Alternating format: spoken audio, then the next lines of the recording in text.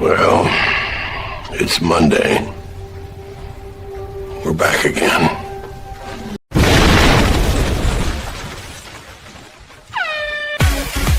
It's Monday, boys and girls, let's party! It's Monday, boys and girls, let's party! And indeed it is Monday, so let's get ready to party, ladies and gentlemen. Pro is running a little bit late to some things, so one of the blazers on the back of the chair, no glasses, no shades today, but that's okay. And where's the Pro mug? I don't know. I just poured myself some Coke Zero and said, that's what we're going to click and sip today. Erica, what are we drinking? Oh, I got a new blend. It's a Texas blend called Texas from Tejas. Costco. Mm-hmm. Tejas. Now, wait a minute. Hold that mug up to the camera. What does that say? It says, I just want to drink coffee and pet my dog. The reason I'm asking is I'm pretty sure my sister has that same mug. Oh, I got it at Kohl's a few years ago. And there you go. There you go. Seen it before. Ron, what are you drinking today, sir? I've got water mixed with this black stuff that comes from Colombia. Ooh. I think it's called coffee. Texas tea, I believe. And folks, it's Coke Zero. It's Coke Zero for me because I need it. I am kiboshed today. We've been doing all kinds of stuff behind the scenes and can't talk about much of that yet, but it's very exciting. It's time to click it and sip it. Click the like button, ladies and gentlemen. We'll sip together in 3, 2, 1. It's good. It's good. It's good. It's good. It's good. All right, folks. What's good with you? I hope everything. I hope your world's doing great. Welcome to the place that continues to make optimism a thing. They say we're negative about Hollywood. I say nay. I say we're winning. We're winning. We're winning. What is it? Trump says we're winning bigly. Now, people have their own opinions about Trump and his presidency. And, some people like him. Some people don't. Some people who voted for him like him. Some don't. They're disappointed. They're happy. But folks, we're winning here when it comes to moving the cultural lines with Spider-Man and so many other things. And the theme parks, by the way. I would say that the cupcakers, the pixie dusters who all bragged about Disney and said, oh, yeah, Disney can do no wrong. They didn't move things in the right direction. It was those who dared say, Disney, you're not doing enough. And I still don't know that they're going to do enough, but D23 was better than it could have been. Just a Dutchie makes the show better than it could have been. €6 and says, like, share, coffee, and subscribe. Hit the bell. Speaking of, it's time to make me a cappuccino. Well, just a Dutchie, I hope you'll share, because I could use a cappuccino for sure. Ron, you want a cappuccino? That would be delicious. Yep. Ron, you were showing a photo. Have you shown that on X, the before and after? I think so. Was that on X? Can I show that? Would that be okay with you? Yeah, that's fine. Okay, because I was just talking about the cappuccino, and then I thought, actually, what we need to do is show what a job you've been doing. Let's see if I can get this. Follow the Bradley's Fun. Let's get this photo and put it on the screen. I want everybody to see what you've been doing, what you've been up to. How long ago did you post that? Here it is. I've got it now. Let's see here. Share screen. Share Ron, please. Here we go. Folks, look at this. In 1 year, Ron. In 1 year. Now, I'm going to say, though, I don't believe you on the left side photo. It's true. That's No, I what don't. was.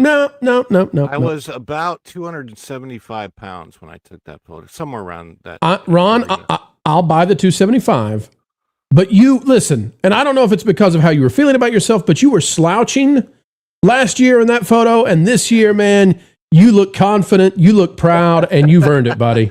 Well, that's probably true. But it's the same T-shirt. That's what's so funny is it is the exact same T-shirt. I put that on to see what the difference would be. The same shorts. We took some stuff off the couch, obviously, but it's all pretty much felt darn good, didn't it? Yeah, and it's about 50 pounds difference in weight. However, I'm probably putting on muscle, so I have no idea like how much fat loss there is versus muscle gain, whatever. But I'm still continuing to do it. I'm trying to move towards trying to get down to where I'm eventually under 15% body fat, maybe 10% body fat. We'll see what happens. I don't know. Yeah. I'm just continuing to do what I do. So you're still a young pup. That's what I know. And Ron. when we talk about winning, I just want to say you are winning with this, and you're an inspiration. Go, Ron, go. And thanks for doing what you're doing, Ron, because it inspires the rest of us to be healthy as well. And I'm just so proud to see you feeling good, looking good, working hard. And I know there's been a ton of sacrifice to move the needle this much in 1 year. I mean, the level of commitment you've done is amazing. 7:00 in the morning. And we said, what is that? Are the gorillas in love out there? No, it's Ron working out. That was funny. All right. Well, cool deal. Let's get the rest of the super chats on the screen. And folks, hope that's a reminder to you, wherever you are, whatever you're doing, you can do it. Get at it. Be like Ron. I mean it. He's somebody worth emulating. God dang it, Texas 8412 for $5. Rusty Shackelford. Oh. Will return in a... Who wrote this crap? Dale? Dale, did you write this? Is Texas 8412 actually one of Dale's alt accounts? God dang it, Peggy, I told you to keep him off the show. All right, Rusty, we hear you out there. Juliet for 2, like a cup of coffee or a cup of tea and subscribe. A little bit of wine, share. Whoa, the vodka. Let it flow, let it flow. It got real around here. Packing Protons, remember for 25 months, he's still got his bar of chocolate. Oh my gosh. Late and hey. Packing, I made that as non-masculine as I could with the hey. You're welcome. Oh, the Marv bar. Kaylee for 5. It's funny because there's a Mars bar, so it's a Marv bar. Oh boy. Kaylee for 5. Hey, pro. Hope things go well with you and your digestion. Mom is home 24 hours stuck in Vancouver Airport. She knows about my sis, and the healing begins. All right, Kaylee well, we're wishing well for you and for your family as well. And as for my digestion, I have to say, yeah, I'm not as young as I used to be. I hesitate to ever say that sort of thing, but that ghost pepper, and maybe it would have done the same thing when I was in my early 20s, but that ghost pepper knocked me out. For about 48 hours, I was functional, but just nothing felt right. Like nothing, like just food didn't taste good anymore. I don't know what to. So here's what happened for those who don't know. So I've eaten ghost peppers many times. It's no big deal, right? And so I took a bite of that one, and it was about twice as hot as usual, which is a really bad thing to have happen on camera. So what you want when you go on camera and you do this on a show, I would assume, first time I've ever done it, but one would presume that what you want is you want to look like you're in pain, but not too much pain. So you want to sweat a little bit. You want your eyes maybe a tear or two, but then that's it. And as men, right, we want to hold steady. Don't let them see thing. Okay. So that was the plan. I've eaten ghost peppers before, and I thought this is going to raise my cred, and we make some money on it. Cool. Well, it turns out that ghost pepper was about twice as hot as usual, maybe because I crunched a seed. And so I realized within 10 seconds this was a huge problem. Like this, we're in trouble. Like there's no getting out of this. I'm on camera, and I've just consumed a ghost pepper that's way hotter than it should be. I'm in deep doo-doo right now. What do I do? Well, I thought, okay, because time moves slowly. So I have lots of time to think right now when you're in pain. And I thought, okay, I've got this milk, and geeks and gamers, they're going to laugh about this. Nerdrotic, Gary's going to mock this a little bit, but it'll be okay. I'll go ahead and just drink the milk and take one and be like, oh no, I can't handle the ghost pepper. So I drink the milk. Turns out, Erica, why in the world Culture Casino didn't tell me this? He knew this. He saw that it was skim milk, 0% fat milk. He knew this. Why he didn't tell me when I got it out? Because I could have fixed this before we did the thing. So the milk had zero helping properties to it. In fact, when I drank the milk, the first sip, all it did was move the capsaicin all over my mouth. So the pain that I had was now everywhere. And I'm in a state of shock now because I'm thinking, why is the milk hurting? Meanwhile, Culture is not telling me the thing he knows, which is, hey, pro, that actually is making it worse. So now I have double the ghost pepper. I'm on camera. I'm consuming something that's making it worse, and I just had to sit through it. And so anyway, for the next 48 hours, and then I ate 2 more pieces of it later on because I felt badly. Because again, I still didn't know that the milk had made it worse. I'm still thinking, well, I feel bad now. People, think that I can't handle it, so I'm going to eat 2 more pieces. And that was great for the show. The problem was the next day, nothing felt right. And, I think my body went to war with that stuff. Anyway, they say that you, the stuff they spray bears with, bear mace, bear spray, is made from ghost peppers. So I think there's a lesson here. Maybe I should do this like South Park. I think we learned something today. Stan, I don't think we are supposed to consume bear spray. And then Butters would come in and say, yeah, I got a feeling you're not supposed to eat that either. It's not good for you. I tried it. I got grounded. That's for sure. All right, folks, let's get these last super chats. Let's hop into the stories. Wild Man of Yavin is out there for 5. Ron fueled his hate of me into his workout. You're welcome, Ron. For like 2 seconds today, I had a short up with the eating the cake, by the way, Wild Man. But there was a problem. There was a copyright issue that shouldn't have existed on it, but did. But I'm fixing it, and it'll go back up. Just wanted to let you know. There's no hate there. Ron, share with everybody. All love. Ron, in order to do what you've done, which again, we'll put you on the screen as we are topping 200 now joining us across the TikToks, the Instagrammies, the GeoCities, the ICQs, but mostly YouTube and X. Ron, this has been a heck of an effort on your part. Tell the crowd out there, during what period of time do you allow yourself to eat food now? Well, yesterday was different. I took a day off and just ate what I wanted to. We had Chinese food. It was good. And I also very firmly, like this time around, really believe that one of the biggest keys to having continued success with this is kind of allowing yourself to enjoy things every now and again. Because I want this to be sustainable and last. But basically what I do is right now, generally speaking, for most days, I'm eating what's called 1 meal a day, which is a type of intermittent fasting, still getting the full calories for the entire day, which is about 2,500. And I'm doing that typically between, I want to say 8:30 to 10 o'clock at night. It's somewhere. And that's it. Falls in there. Yeah.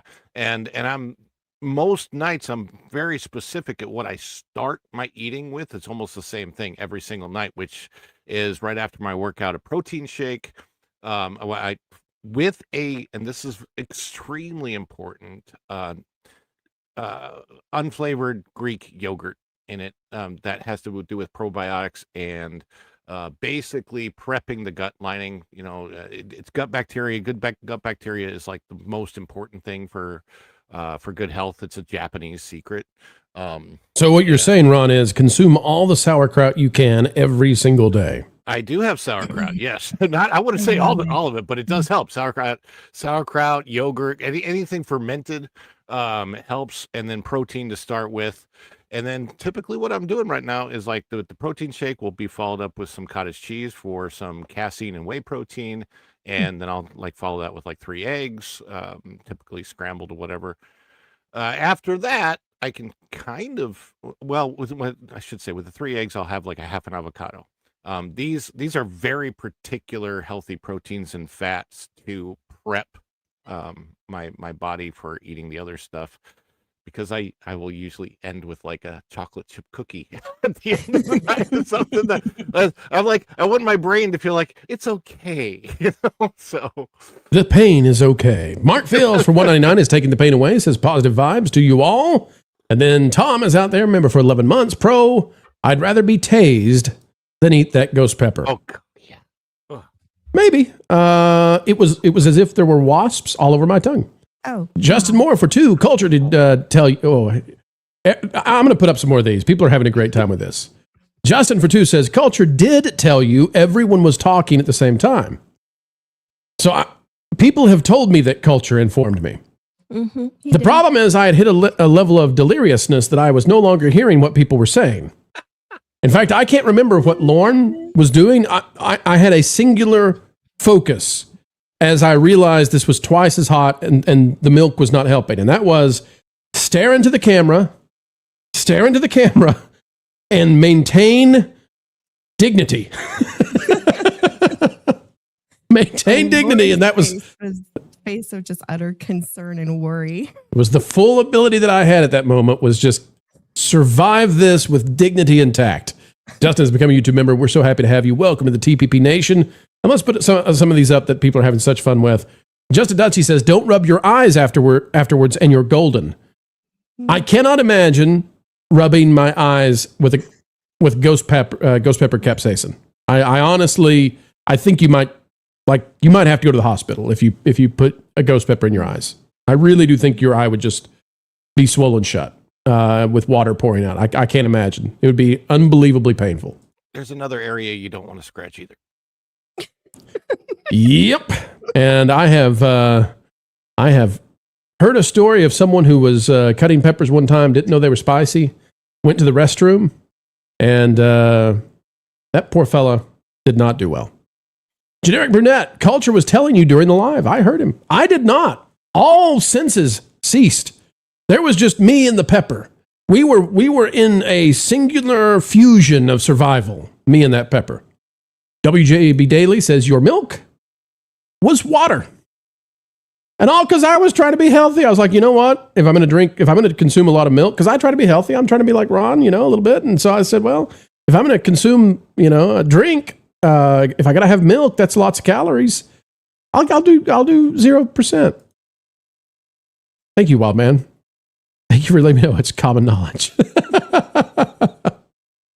Oh, and then finally, Kaylee off Dutchy Pro has to learn. Age does impact his digestion ever increasingly. Better now than an emergency later. There's never going to be an emergency worse than that. Thousands of people watching me. That's as bad as it gets. While at the same time. But, I don't know. I don't know if I was younger, if I could have handled that better. But the next 48 hours, I'm not telling people. I'm not trying to be a wimp. I'm just telling you, nothing felt right for the entire rest of the week. And that's okay. That's okay. All for the fun of it, folks. So will we do it again? Probably. We might make it an annual thing. Who knows? All right, folks, here we go. It's time to hit the news. And boy, do we ever have some news for you. Some of it very unusual. I was reading these stories to Erica before the show began, and Erica was like, that's odd. What did you say, Erica, about the first one we've got? I said, oh, that's really random. It is random. So, Erica, guess what? Let's random.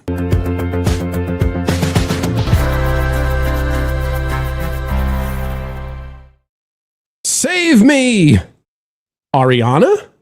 No, really. There's a Disney Parks attraction that Ariana Grande wants to save.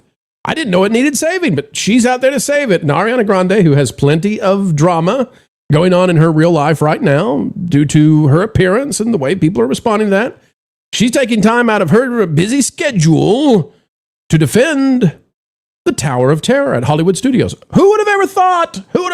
Anyway, that Park Place is covering it. Legendary Imagineer has responded now to Ariana Grande's plea to please never change the Tower of Terror. Wow, okay, well, we've got Joe Rohde is responding. How about that? Former Disney Imagineer Joe Rohde has responded to Ariana Grande's request that Disney preserve the Twilight Zone Tower of Terror at Walt Disney World. Ariana could be trying to save the Redwoods. She could be trying to save the corn. She could be trying to... There's all kinds of stuff. I said corn, YouTube. Corn. C-O-R-N. Quit that. But no, Ariana is determined that we will save the Tower of Terror. Again, I didn't know it was at risk. Rohde discussed the attraction in a recent interview with Entertainment Weekly at D23. He spoke with the publication while discussing his new book, Floating Mountains, The Art of Imagining the Impossible. Ron, I didn't know that book was new. I thought that'd been out for a while. I've never heard of it, so maybe it's been out for a while. There you go. They don't look like they're floating. Well, they tried. They tried, Ron. It's hard to defy physics or defying gravity, as I think is the way to talk about with an Ariana topic. Yeah. Quote from Rohde, I think Ariana is right. It's a masterpiece. He also called the attraction a classic and described it as an excellent example of Imagineering. The comments follow Grande's public appeal in 2024. She asked Disney not to make changes to the Florida Tower of Terror similar to those made at Disney California Adventure. Well, okie dokie then. Rhodey's strongest message concerned the quality of the Florida attraction itself. He praised the way it's designed. Technology and storytelling work together, an example of the type of detailed integration that Imagineering can achieve. Rhodey also said he had never heard Disney discuss plans to change the Walt Disney World Tower of Terror while he worked for the company until his retirement in 2021. He also acknowledged that he does not know what Disney might decide about the attraction now. Of course, most of the other towers have been changed at this point, but Ariana, she wants to save it. Here's the actual quote from Ariana Grande that they're now responding to. Joe Rhodey, and why is Joe Rhodey responding to this now? I don't know. It's the craziest story ever, but here's what Ariana Grande had said before. Quote, I want to speak on the Tower of Terror. Okay, go ahead, Ariana. I want to speak on the Tower of Terror because I love and respect the Guardians of the Galaxy. Of course I do. I think it's a beautiful thing. It's great. It's impressive. It's amazing. It's real desperation to protect and preserve what is the Tower of Terror. Please allow the iconic and tremendous Tower of Terror to stand tall permanently in the name of historical preservation, spooky honor, and good old-fashioned fun. I hope that you'll consider this humble plea from a passionate fan. This is an open letter that she sent to Disney, apparently.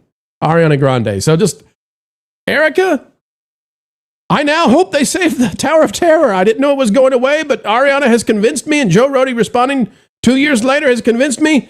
Please, please save the Tower of Terror. Do not let it go the way of Carousel of Progress, Spaceship Earth, Tom Sawyer Island.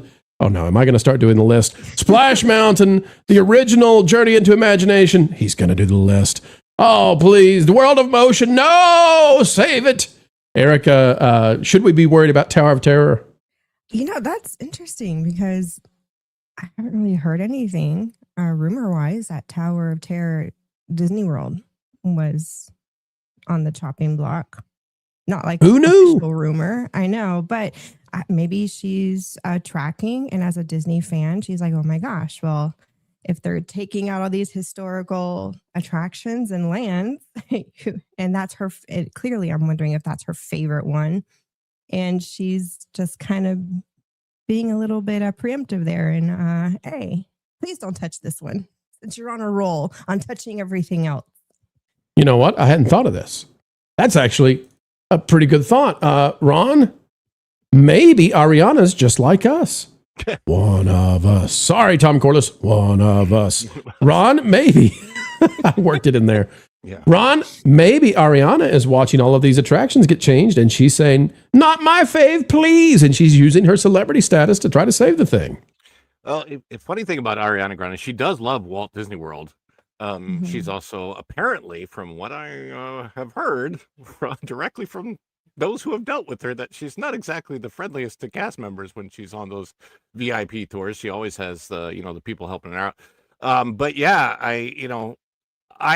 Ron, did you just insert code diva? I may have. I have heard some rumblings and rumors of there being talk to change the Hollywood Tower of Terror at Hollywood Studios in Orlando. However, there's never been anything solid or what they would change it to. It's not. They don't have the ability to create an Avengers campus there anyway because of rights issues. But the Hollywood Tower of Terror in Orlando happens to be unique as well, as in it's the only Hollywood Tower of Terror that has been built like it has been. So it's got the fifth dimension and all that extra stuff in it. So it is a very unique ride, even unique to the other towers of terror that have existed at other parks in the world. It's also one of the most unique parts of Imagineering that particular ride is how it fits into Epcot, which nobody ever thinks about. Yeah, the Morocco Pavilion. Explain it, please.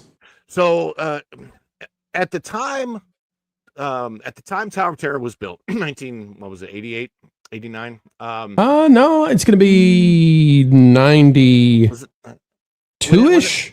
So the park opens. The park opens in 89. Oh, okay, yeah. And it wasn't one of the first that was, because I think Star Tours was built before it. So I'm going to say it was 92-ish. Okay, so at that 93. time, though, Imagineering was, I would just say that they were a lot more careful about sight lines than they are today. And when they were looking at Cosmic Rewind. Cosmic Rewind. Oh, God. Yeah, I was thinking of that too.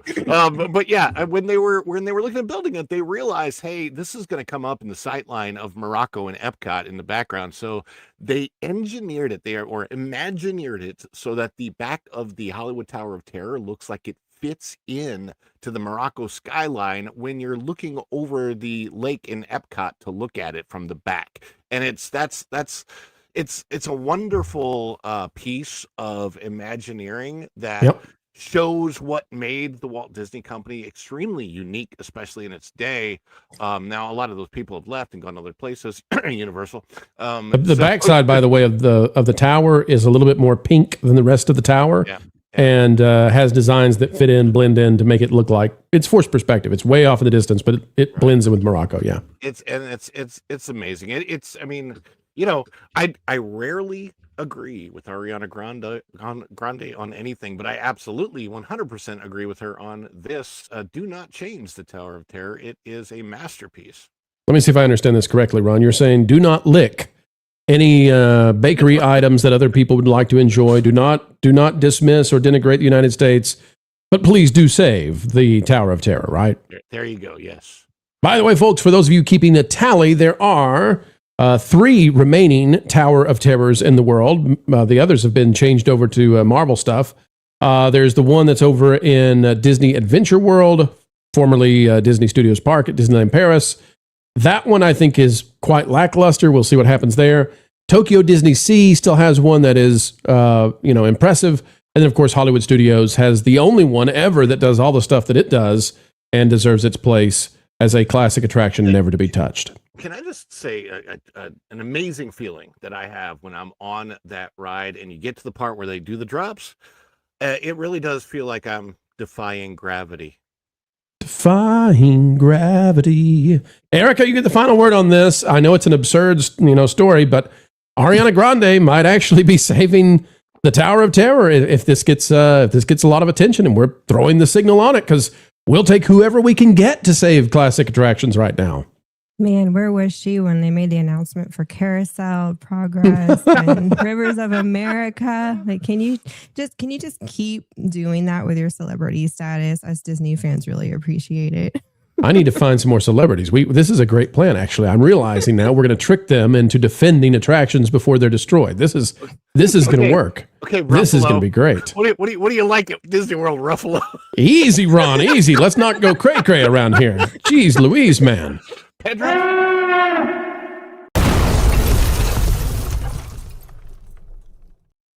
Walt Disney Company is known for being a nice and kind and, family-loving, well, maybe not so much these days, but it's traditionally known as the happiest place on earth and the happiest company to work for. But things, they are changing, and the magic seems to be gone. Why?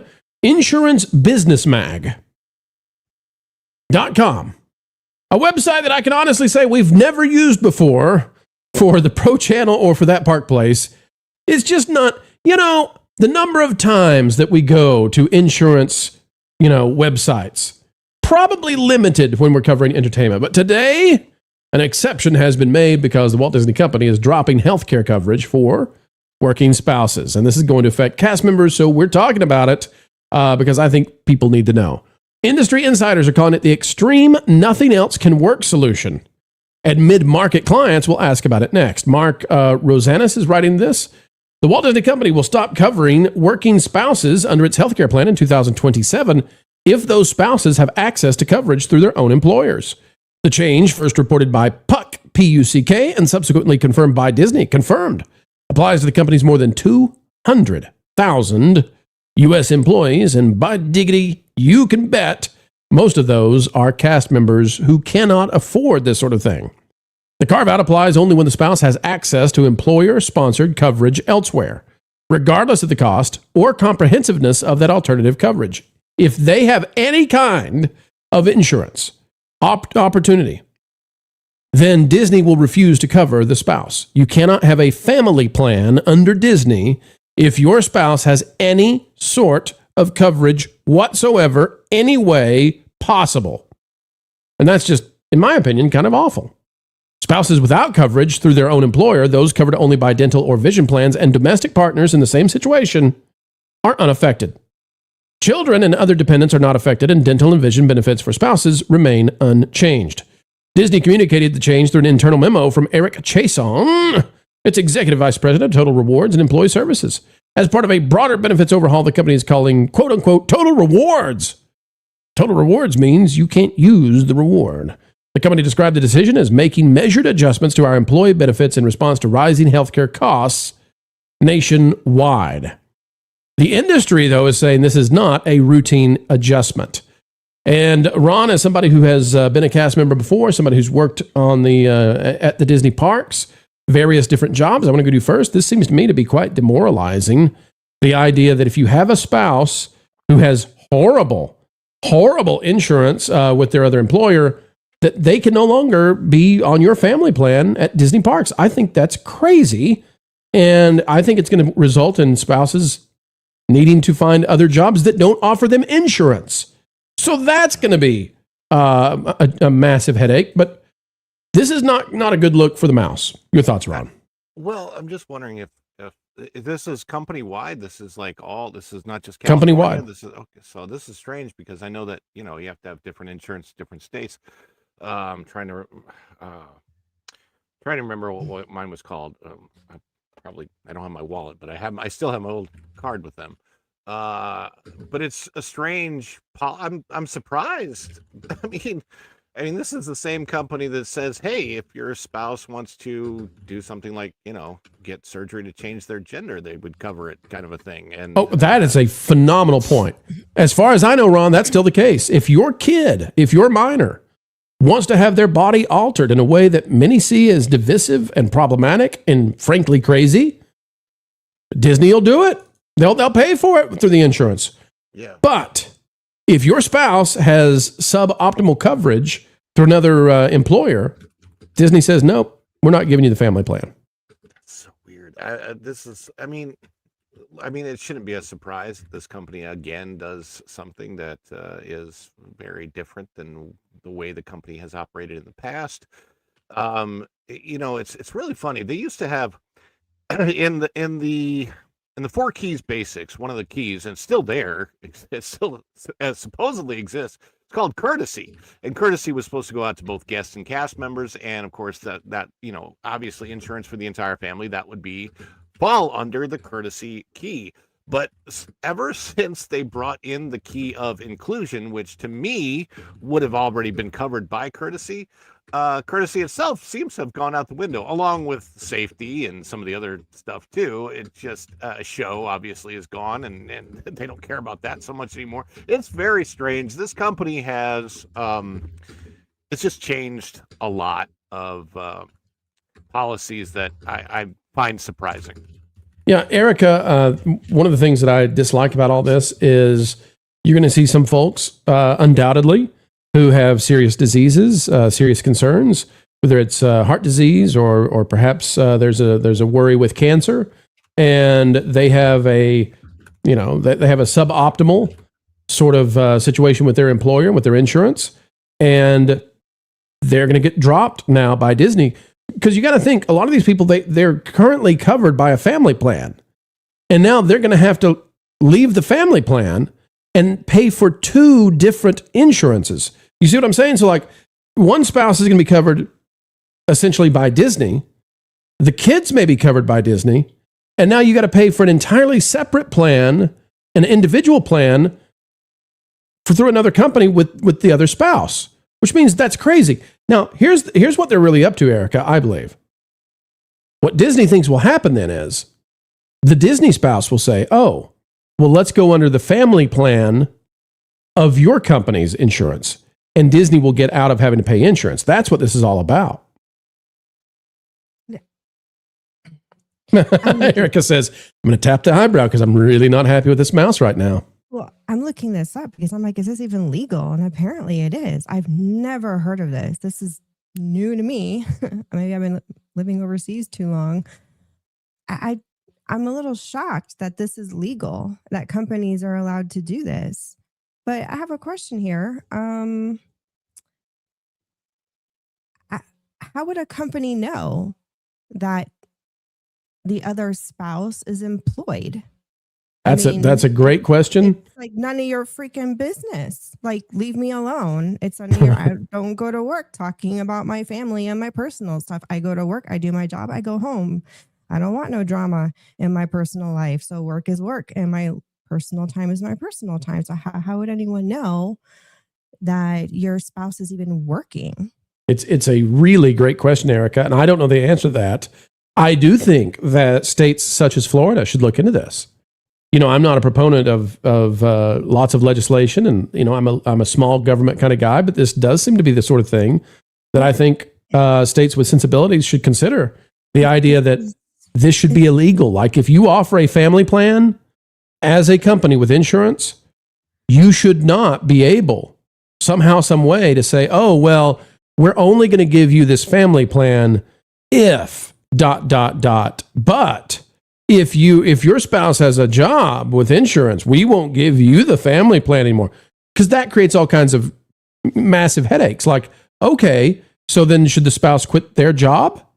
Should they go find another job that doesn't offer insurance? Like, this creates really wonky stuff. Just give them the family plan or not. But it's got to be, I think, deeply upsetting to cast members, Erica, who oftentimes, this is why they work at the parks. You know, when you're younger, you might, it's the stuff like, well, I want free access to the parks. That's a cool perk, right? Yeah, it is. It is a big perk, actually. But as you're a grown-up, Erica, insurance matters. And this is a big reason to take a job that often pays less than you would make in other positions. Is, I would like my insurance, please, with Disney. They're a huge company. They have great insurance. I think this is really demoralizing. Well, that, and then everyone's health situation is really unique. You know, sometimes it's good to have double insurance, especially if there's a situation where, let's say, someone has cancer and you need to double up on insurance because maybe one insurance doesn't fully cover everything, but then you've got, you know, another one you can lean into, a secondary insurance. And life events like that can happen at a moment's notice. And I don't think it's right for any company to come in and control. That's really upsetting. And let's play this game, Erica. Law. This is how bad it gets. And I agree, it probably should be a federal law to not be allowed to do this. It is a federal law that they're legally allowed to do this. The federal government legally. Oh, it's a proactive law then. It's called a up here. It's called the spousal carve out. That's officially what it's called. Right. So, Erica, here's how bad this gets though.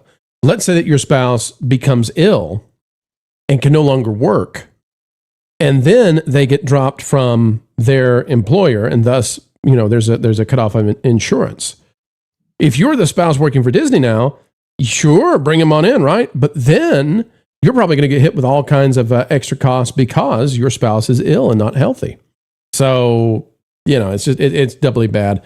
Ron, let me go to you to wrap this one up. But I would think that in this situation, all of the negotiations that have been going on with Disneyland cast members and Disney World cast members, this seems to be one of the biggest hits that the company could do to the employees. So if I were them, I would be up in arms about this. I don't know if they're going to strike or what they're going to be up to, but I would imagine this is the sort of thing that would get a lot of cast members really unhappy.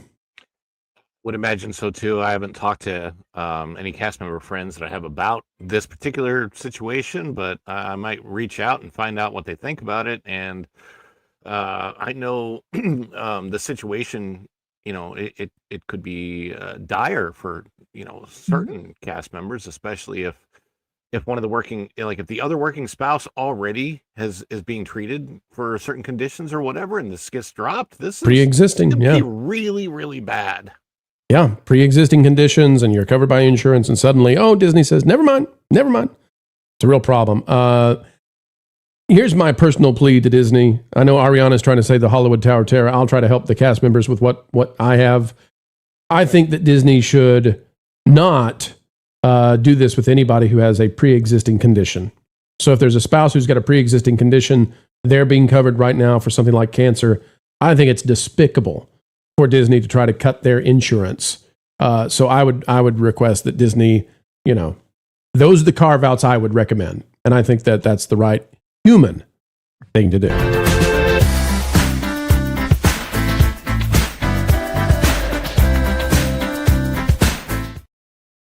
All right, let's see what we've got out here in the Super Chats. We've got WJB Daily, member for 5 months. Tower of Terror is the biggest risk, or Tower of Terror, biggest risk. Oh, the biggest risk to Tower of Terror is the fee Disney has to pay for the IP. Yeah, but it's really nothing in comparison to having the attraction. So no worries there, I don't think. But I hear you, WJB Daily. Just a Dutchie for 6. Call Tom Holland. Let him visit every Disney World and Disneyland to save existing attractions and to reverse the decisions that are already made. Tom Holland could save everyone. I agree. Erica, I agree with checking out your show that comes out on Fridays, and I wish you would take a moment to tell the folks out there where they can find you, what you're up to on these YouTubes. Yeah, so my husband and I do have a YouTube channel. It's right there on the screen at Erica-Raff. And on Fridays, we live stream, the two of us with friends. And we just talk about anything and everything under the sun. No particular niche or subject. It's just hanging out with friends with our brews, tea, coffee, beer, sometimes rum. Brews and bros, eh? Conversation can get a little spicy. This last week got not really spicy, but it got very passionate. We talked about the Christian music industry and how death metal music and the metal, all the sub niches to Christian music. And it really was a good, intense, passionate conversation. Highly recommend. I think it was one of the best conversations we've had yet. Did you have Tom F on for that show? Yes, we did. I knew it. Tom's a passionate guitarist there. Yeah, he's also our producer, so he helps us a lot. And yeah, we have a great time. More content to come. I'm trying to get a merch store started. I'm a little stuck. And vlogging, if I can find that infernal gimbal, I'd put it down somewhere. I don't know where I put it to get out there and film. The old infernal gimbal, you say? And get some more content up other than just streaming once a week. I do want to stream with my best friend. We have great chemistry together. We've known each other for over 30 years. So that's also in the works to start a new stream, just to get the channel out there more. We really would like to be monetized before February. Yeah, I got to get that done before February comes in, and then it's really going to be like even harder. You bet. Folks, we've got about 200 of you joining us right now on the YouTubes. We've got more joining us right now on X. We're happy to have each and every one of you seen, appreciated, and heard right here on TPP. Captain Fandom Nerd Punch. Member for 30 months. Good afternoon. Good afternoon to you too. Ron, do you know the reference when I do that, when I'm saying Captain Falcon Punch? No. Smash Brothers. Captain Falcon. He does like Falcon Punch, Falcon Kick. When I think of Captain Falcon, I think of Anthony Mackie. Oh no. That's a different kind of Falcon. Yeah, you're right, Captain Falcon. I don't understand when he's got the wings and he's got the American suit, why they didn't just call him the American Eagle.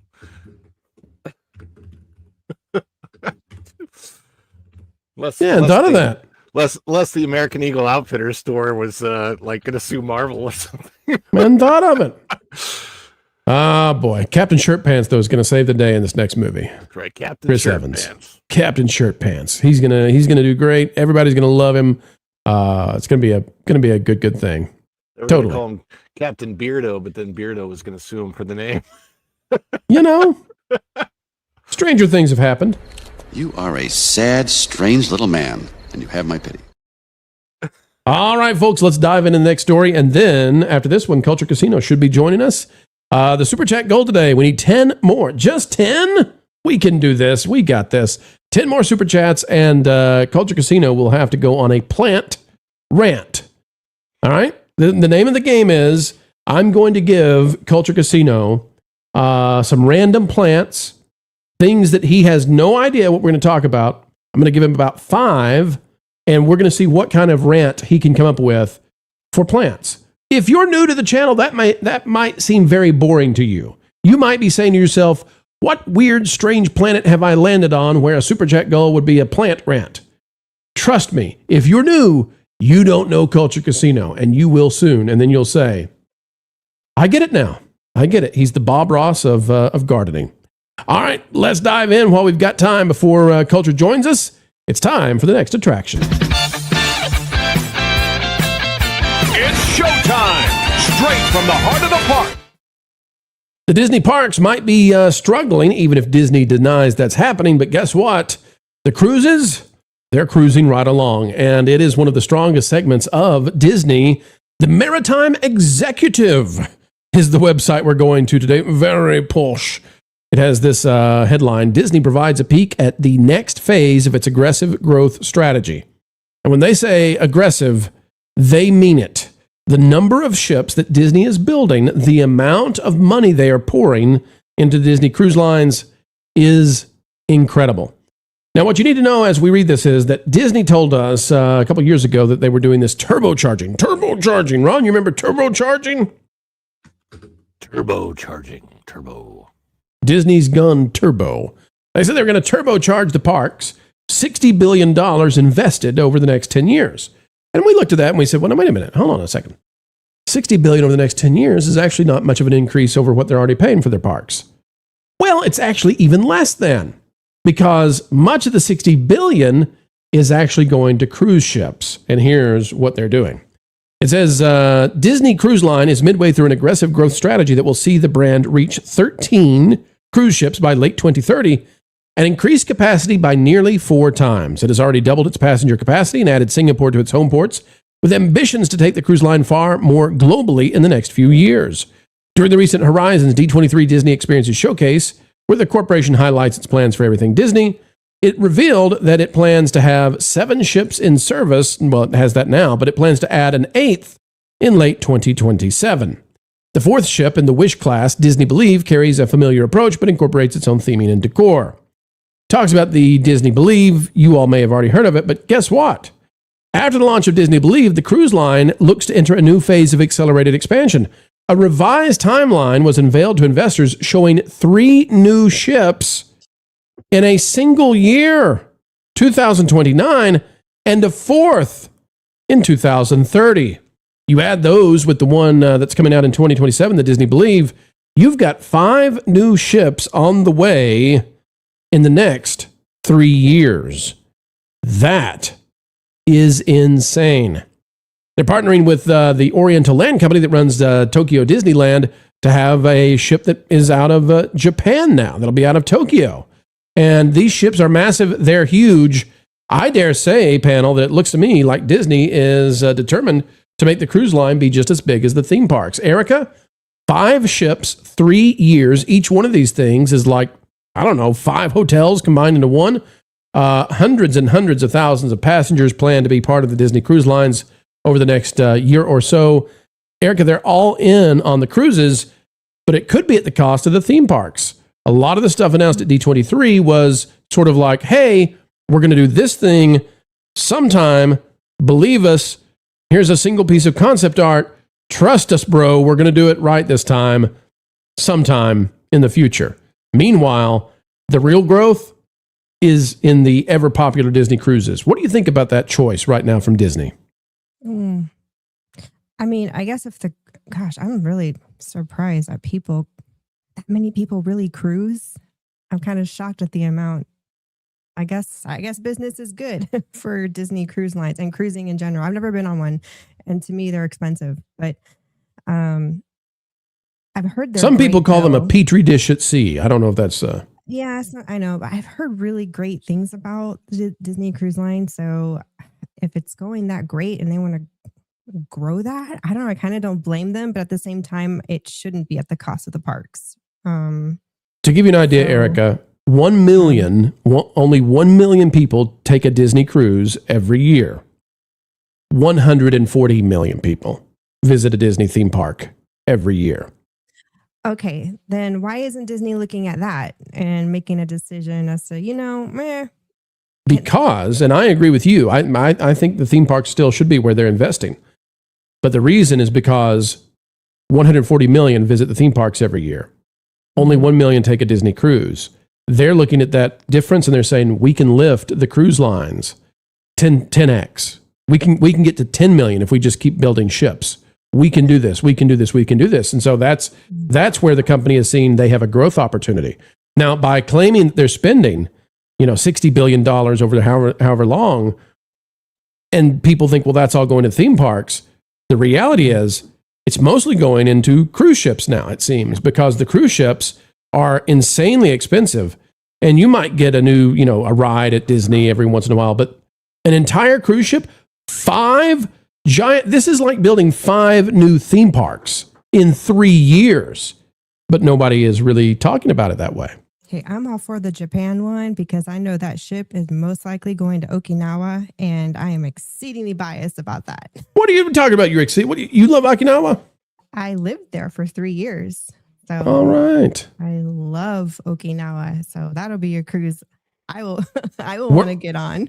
Word on the street is that ship's going to be built with different types of accommodations and different standards because there's an expectation from the Japanese on cruises. They have a different desire. I don't know exactly what that would be. Do you have any idea what might change there? I would imagine the quality of the food would have to be different because Japanese guests on the cruise ship probably have a much higher desire for healthy, fresh food that's not instantly fried. Well, their main diet in Japan is seafood more than anything, but they're also going to have to accommodate a little bit of us that are,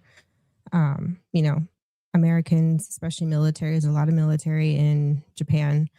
I think they'll figure it out. They'll have a good balance. And Japan's food is godly. It's phenomenal. I'm not even worried about it. Right. Ron, I don't think people tend to understand where the money's going with Disney. It's flowing to the cruise ships. This is where, the fact that they're building 5, they're going to have 5 new cruise ships over the next 3 years. And each one of those cruise ships is probably on par with building a theme park. It's amazing where Disney is putting the money. Yeah, and let's say they get to the point where they have 5 million people cruise a year rather than just 1. And that's very doable.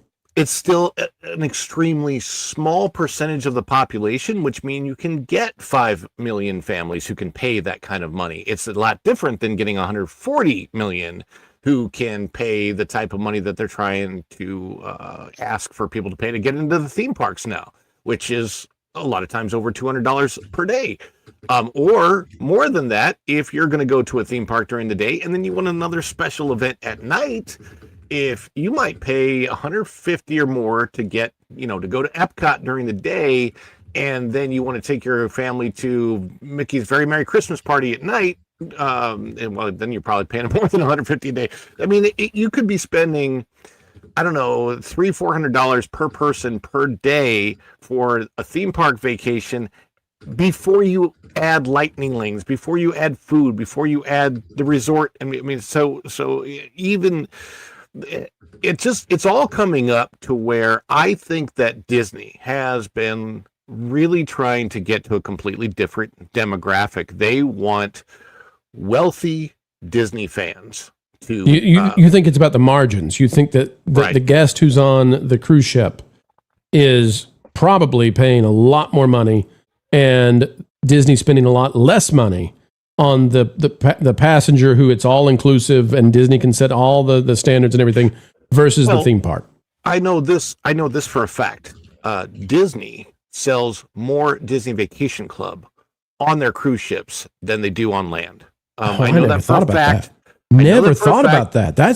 Thank you for telling us that. I did not know. Yeah, the reason I know that is because when I worked for DVC, the numbers would come in for the sales guides, and the sales guides that worked on the cruise ship made a lot more money than the ones who worked on land. Some of those sales guides made over six. I know, and this was 10 years ago. Made over $600,000 a year, and that's on and commission. their commissions on their commissions. Yeah. So why didn't everybody? Why didn't the theme park folks say, I want to be on a cruise? Like, give me half the year on the cruise. They did a lot of. I mean, depending on their living situation. Obviously, if you're going to be on a cruise, it's a lot easier if you're single and that kind of thing. But yeah, the cruise. Most of the DVC people want to try and get on the cruise teams. Well, I had not put that together, but that's a good reason. And so the other thing too, Ron, is look how fast Disney is building DVCs versus theme park stuff. Yeah, I mean, like even these cabins I just stayed in, the reason that I was able to stay in it is bought by a private owner because they got rid of them so that they could put in DVC. And they apparently, I guess they couldn't convert the current cabins to DVC because they never had been. There must be some legal reason for that too. But that's what happened. They got rid of all the old Fort Wilderness cabins, brought in new ones, and then they could market them and sell them as DVC.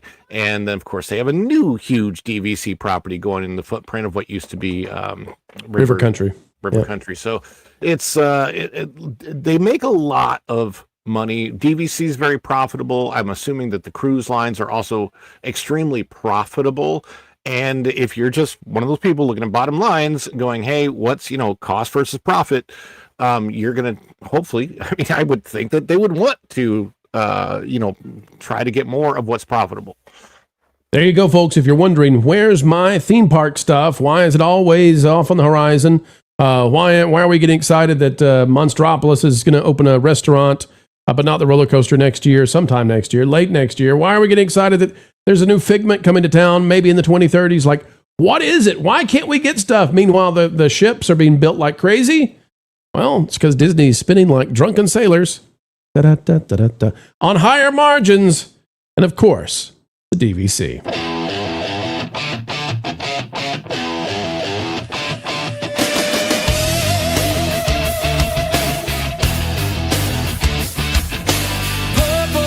Potatoes, fried green tomatoes, arugula.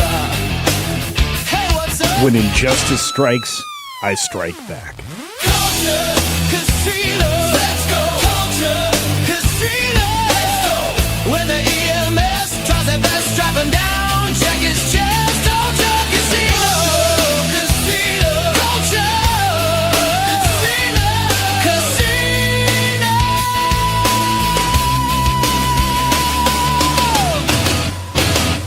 Culture Casino. Let's go, let's go. Culture Casino. Casino. They don't know what the they're doing. Do you understand that? We do. We're putting culture on the show. That's what we're doing. There you go. Hello, culture. Hey, greetings and good morning, my friends. And Pro, there were some startling revelations you revealed in a video this morning. That Really? yeah. I think you were with me, culture. Oh, that's Ron, swap places for me. I need to talk directly to culture. Culture, we did a video today. It's taking off. It's, like a blaze out there. The YouTubes are all about it. Talking about somebody's back in town. In Tinseltown, culture, somebody has come to save the Hollyweirds. Oh, and she is. She's definitely going to save the Hollyweirds. I mean, you're talking about a creative person that has no equal, and with a management style that doesn't do anything but improve whatever it is she's able to get her hands on. Yeah, that video is doing remarkably well. So about to cross 20,000, and the public-facing side, oftentimes doesn't show the numbers that we see behind the scenes, but about to cross 20,000 in just a few hours of release. And Culture and I were talking about on the Pro Channel, Kathleen Kennedy. I mean, you can't make this up. Kathleen Kennedy, Culture, is the one who's leading the charge to save Hollywood versus AI. These geniuses picked Kathleen Kennedy to lead them to victory. Oh, That's fun. It's fun. How you doing, buddy?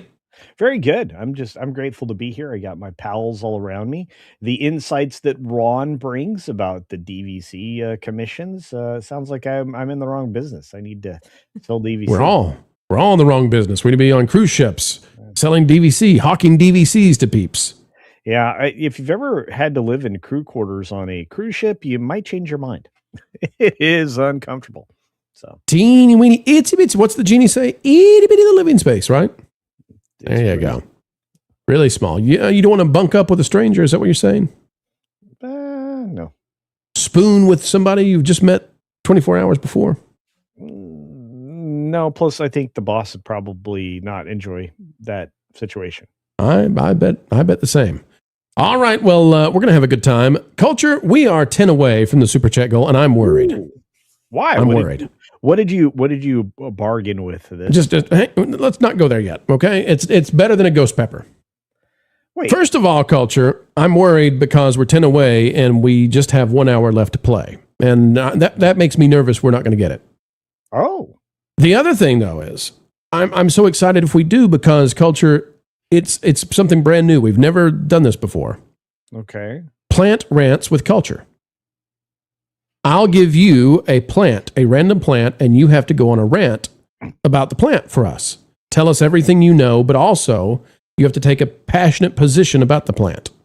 Well, do I get a heads up about what plant you're picking? You don't need a heads up. We all know you know every plant there is. What are you talking about? There might be some I don't know. Watch this, folks. Hang on. Let me give you a taste of this. Culture. Mm-hmm. Ragweed. Okay. Anything? Any thoughts on ragweed? I mean, it's aptly named as a weed, but it can be used as an opportunity to add some green mulch to a garden that might be a little bit fallow. So, a lot of people in the old days would clear fields of ragweed by burning it, which would, instill some carbon and other beneficial nutrients into the soil. And then, of course, you run your cattle or your goats or whatever other livestock that you have over that area, and they fill it full of extra. I don't think that's fair. I tried the best I can. It's not a bad ragweed rant. Just when you thought it couldn't be done. Okay. I cut it off before we found out what it was the goats and the cows were going to do with the ragweed. I got nervous. I mean, it's just you put all that nutrition in there. Not to mention you hold the soil together because of the matting effect of that additional carbon and the ashes and everything else. Right. Okay, folks, if you'll help us hit the Super Chat goal, you will love some of the plants we're going to give Culture Casino to rant about. He'll let us know what he thinks about them. And we're going to get started with the next. What in the world? Who has been messing with the...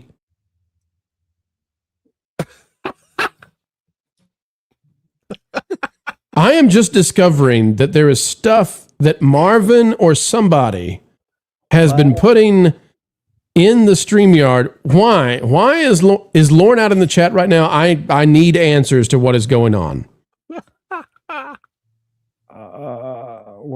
What? He looks really happy. What has Marvin been up to? What is this stuff that's in the backstage? I feel like you're sabotaging Lauren.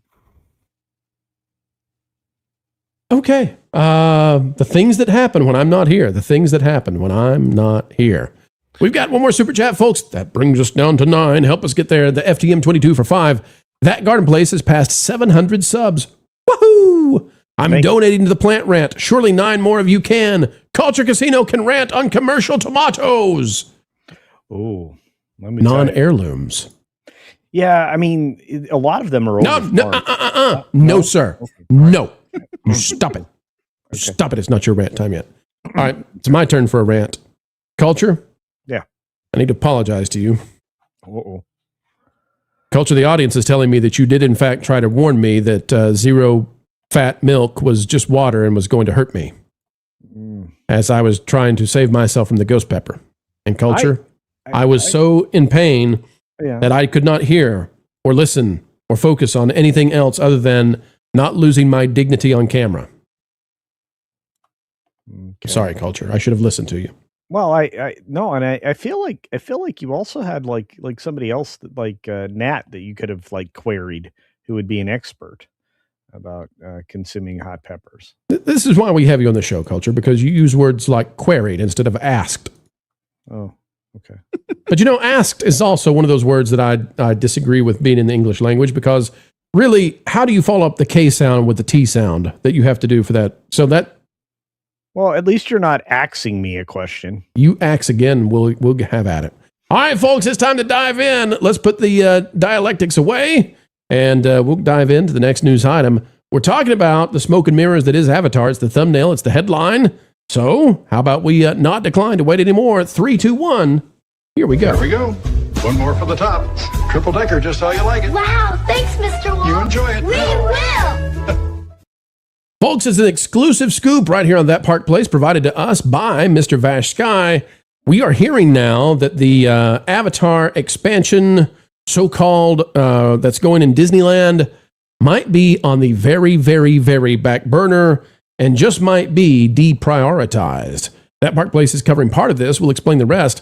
Bob Iger's 2023 Disneyland Avatar Land announcement seems like more shareholder smoke and mirrors than reality. When Bob Iger announced an Avatar experience for Disneyland in 2023, why do we not get excited about these announcements anymore? I'm sorry for all the pixie dusters and the cupcakers who are furious with us saying, Pro and company, they don't get excited about stuff. They're not one of us. This was announced in 2023. It's no closer. It's no closer. When Bob Iger announced an Avatar experience for Disneyland in 2023, Disney placed the project within a much larger investment story. Iger described it as something coming later down the road. The announcement came as Disney emphasized major future spending on its theme parks and other experience businesses, the cruise lines. In September 2023, Disney announced plans to nearly double capital spending on parks, experiences, and products, the cruise lines, projecting roughly $60 billion in investment over about a decade. More than 3 years later, the Avatar project remains part of Disney's plans for Disneyland Resort, but who knows when it's going to be there. And it might just be way down the road. Here's how long it takes Disney when they announce this stuff and try to get people really excited. It says in 2024, Disney announced that the project would come to Disney California Adventure. In 2025, Disney identified part of the existing Hollywood backlot area as the destination's location. The plan calls for a multi-year project with construction slated to begin in fall 2026. Maybe. Disney continued showing development work in 2026. At D23 earlier this month, the Imagineering Horizons Pavilion included an Avatar, rockwork model, and ride vehicle model. The project has clearly progressed, but the issue is it may not be any longer something that Disney is prioritizing. In fact, it seems there's a delay. It's especially noteworthy as Disney has announced that the attraction Monsters, Inc. Mike and Sully the Rescue would close in early 2026. However, it has yet to close, with a new closing date now set for 2027. Instead, Avengers Campus has been pushed forward. Coco has gone into construction as well. And, well, here's what they're really going to put their money into. What we're hearing, here's the scoop of it, folks. According to Vash Sky, his sources are telling him, and now we're telling you, that Disney has put Tomorrowland, the redo, way ahead of Avatar, and they are not in any rush whatsoever to get Avatar done. Tomorrowland is where they're going to be putting all of their efforts.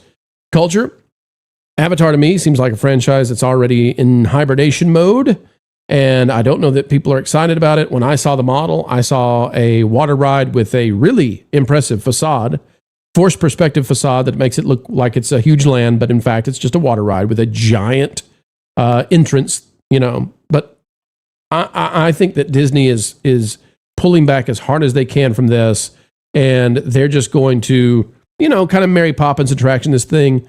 Epcot, remember how they showed off all the stuff that was coming to Epcot and then slowly walk it back? I think they've already started slowly walking it back. It's not a land anymore. It's a ride. And I think that's going to continue until this thing slides on out of there.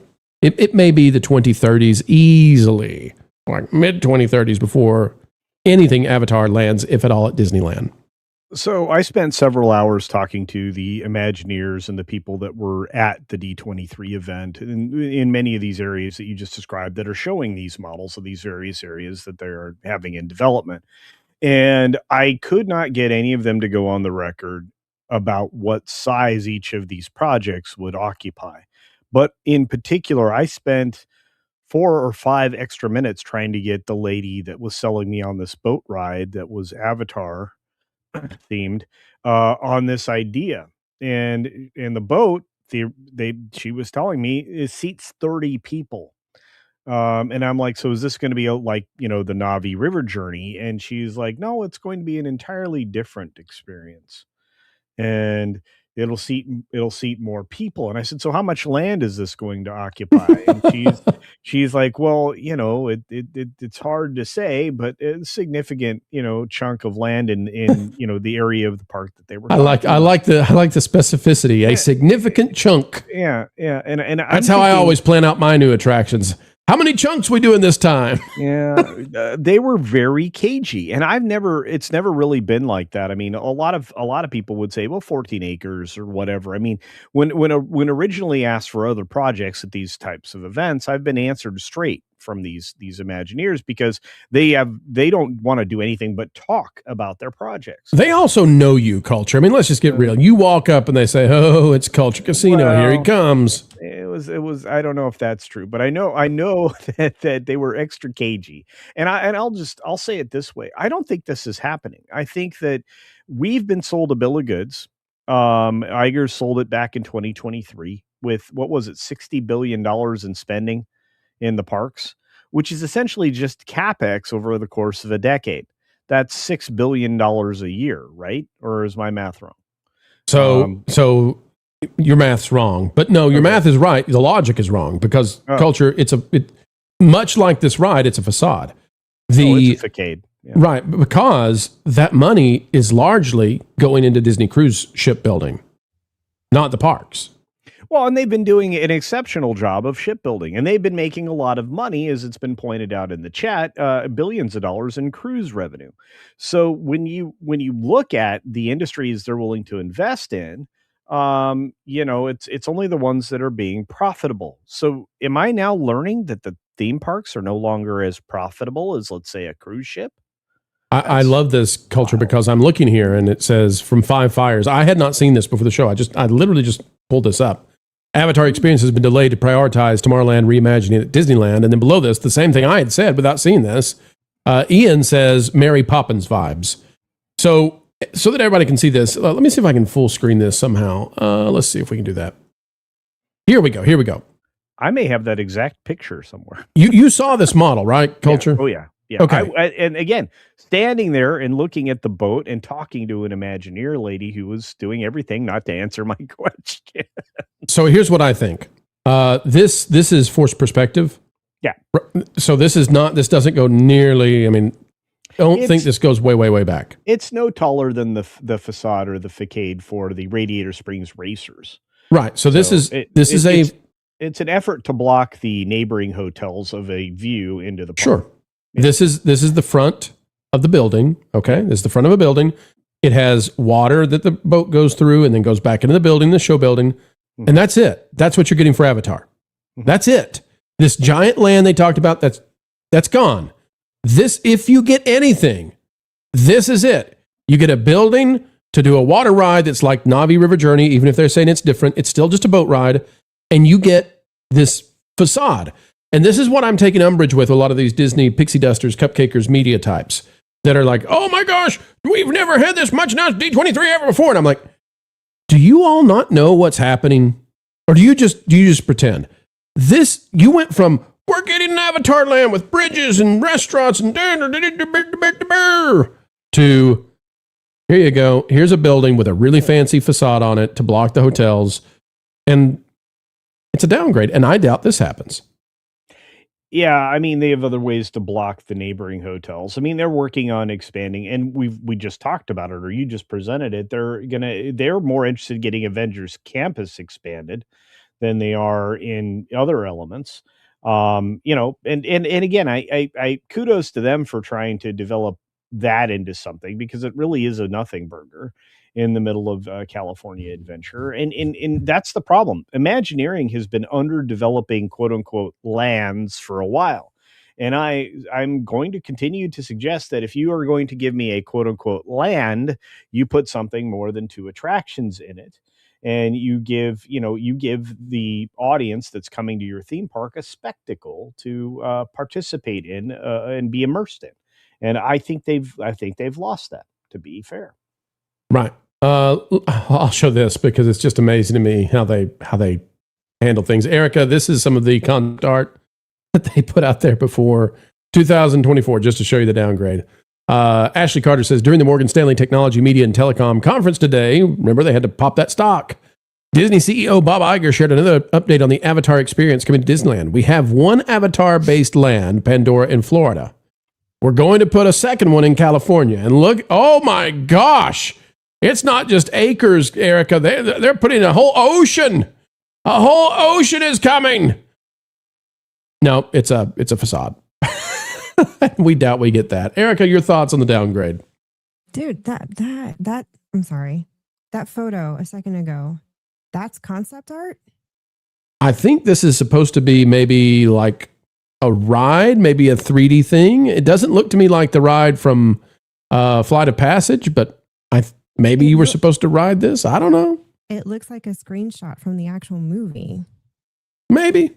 That could be. Okay. But that's what they used at the Morgan Stanley. It's Erica, it's just mood setting. It's just mood setting. Just, that's not really what they ever intended, of course. Shareholders, but not their real fans and customers, huh? So, Erica, it looks to me like they're going to go with Tomorrowland instead, because Avatar is pretty much a done-for franchise. And I'll show you this too, Erica. There you go. How's that? This is Disney put this out 1,000%. As this was, it looks like a theme park land there. The other one just looked like right. You're not getting this, right? It's not real. We said when they showed this, I said this is not real. We looked at it. We Google Earth this thing. We tried to figure out how you could fit it in. It's not real. Never was real. It was fake the whole time, Erica. Hey, I got that same problem. You got those $1 trillion ideas, but you on that Walmart budget. Disney got that Walmart budget. I don't know. I think they're Dollar Tree right now. They got that Ollie budget going on. Ron, even if we get this now, which Pro says this fits, they can fit this in, right? Because it's just a facade with the building behind it. But Ron, with this downgrade, I still don't think this is going to happen now. At least not for another 8 or 9 years. It's interesting as I'm looking at this. I just realized where I've seen this before. I got one of those ads on Facebook, and I clicked into it because it looked like something really nice, and it said that I could get this nice thing that's normally $1,500 for like $50. And then I clicked on the ad, and there was a spinner, and if I stopped it at the right place, I could win the whole thing for the T-Moo, I think it was called.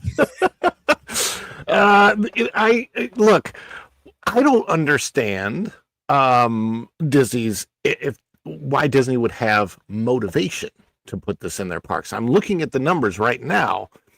Avatar, Fire and Ash made half the global box office of the original Avatar, and that's before you add in inflation. So it's certainly made less than half.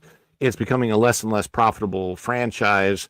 One of the biggest reasons I didn't go see Fire and Ash at the movie theater is I had seen the spectacle on an IMAX, and it was the spectacle that I went for, and I didn't really need to see that again. So when Fire and Ash came out, I'm like, I can't remember what the story is or where it went or who the characters are or anything about that. This is like, if you don't care about the characters of a story, if you're going to have passion for the characters, you're not going to care about much of anything else. And I don't care what they do with the land. I can see them putting it out there to say, oh yeah, we remember we had this project in mind. But again, the Mary Poppins vibes. Yeah, the Disney has a way of just over time quietly making things go away that they know aren't really gonna, help them out and their bottom line. And I think that's exactly what's going on here. Maybe what you'll have in the future is. I'm going to pause this, Ron, because hang on, Ron. This is on the exact thing I wanted to show. This is what we were supposed to get with a freaking ocean in the concept art. Yeah. A freaking ocean. And we said, no, none of this can fit where they're talking about. And now what are we seeing? Folks, I don't know if you can see my cursor on this. You can't. Okay. You see that? You see the roundy round rocks? You're getting that with a building behind it where the boat ride goes, and that's it. The roundy round circle rocks and a hidden building behind it, and all the rest of this nonsense is gone. That's what, and it drives me. Well, it doesn't drive me nuts. I know these people better than they know themselves. The pixie dusters, the cupcakers, the media types, they excuse this. And they're like, we're still getting Avatar Land. What's wrong with you? Why can't you get excited about anything? It's like, because you pop the stock this way every single time with nonsense, and we call it out. And then the pixie dusters defend. And then the opposite of Universal, Disney comes out with some sort of bare bones, maybe. And then that's even pushed off until, 7 or 8 years down the road. Yeah. It's wild. It's crazy to me. And then they say, well, why can't you get excited about the new Journey into Imagination ride? Why can't you get excited about Spaceship Earth? Because we don't trust them. Because they do this kind of stuff. If you arbitrage what we are promised versus what we receive, that's why the modern Disney fan is so cynical. Absolutely. Because if you just compare what you've been promised, what you've been told, what you've been shown to what you've gotten, everything has been disappointing. Yes. Okay. So all that said, Tomorrowland is where they're going to put their money. Avatar, you can just put that on shelf, maybe one day. Tomorrowland's going to get the money. So what do we think, culture, is going in Tomorrowland? You were at D23, you talked with folks. What is actually on the table for a Tomorrowland redo at Disneyland? Absolutely zero specific. All right. Well, that's fantastic. Yeah, they waited until the very end of the presentation for parks, which is the big show night. It's the Saturday night event. They brought out, what's his name? He's quite the entertainer. To make, at the end of the show, to make all these grandiose plans, including whatever the weird foreigner guy is that's now in charge of Disney, parks and stuff. Muscal, whatever it is. Sounds like a tequila or something. Anyway, so he came out and he presented, and we're going to put all of our efforts into fixing and reimagining Tomorrowland. No specifics. And then, what's the little Broadway guy was in How I Met Your Mother? Neil Harris. Yeah, Neil Patrick Harris. NPH. So NPH appears wearing a raggedy coat or something with his back. He says, "Halt, unbeliever," and makes a big Broadway production of the idea that they're going to bring back Figment and Dreamfinder, and of course they're also going to fix the Yeti. So all of these announcements were done in quick succession with zero specifics attached to them. So how are they going to fix the Yeti? Is it going to be the same experience? How are they going to reimagine Tomorrowland? Is there anything that you can show us? Of course not. These are all, how do we pop, the roof off this place before we end the event, or this evening's portion of the events on Saturday night, to give everybody something to report on over the weekend of these big happenings at D23. And again, a lot of the bloggy types were super happy to hear all of this, but they were presented with nothing that they could give to their audience outside of the vagaries of these promises with which we just discussed. We're no longer satisfied with. One day you'll get that Spaceship Earth change, and it'll be about human connection. One day you'll get changes to Carousel of Progress. And zero specifics. They didn't even tell us if they were going to fill in the Descent. There is no one day. And are they going to replace Dame Judi Dench? Or are they going to go back to Jeremy Irons? Or are we going to abandon the concept of communication from the very beginning? Are we going to get rid of edutainment across the board? Is reimagining a new imagination pavilion going to actually, bring the pavilion back to life? Here you go. You're going to bring up the Play Pavilion again. The fact that an entire pavilion was promised. And I feel like the wonders of life and the wonders of play are just, I wonder what's going to go there at some point. It's like the antithesis. It's like the antithesis of Walt these days, culture. True.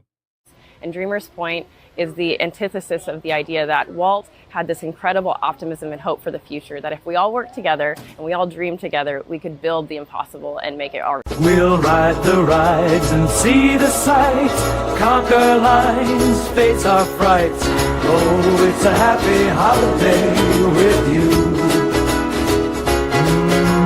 Oh, it's a a happy holiday with you. Yes, you. Oh, it's a happy holiday with you. Oh, it's a happy holiday with you. Yes, you. It's a happy holiday with you. Can I bring something up real quick about that when we play that? A lot of people may think that is unique. Oh, we captured that at some time when it's not. Every single time I go to Epcot, that area is dead. It is like that every time. And that's like literally every week.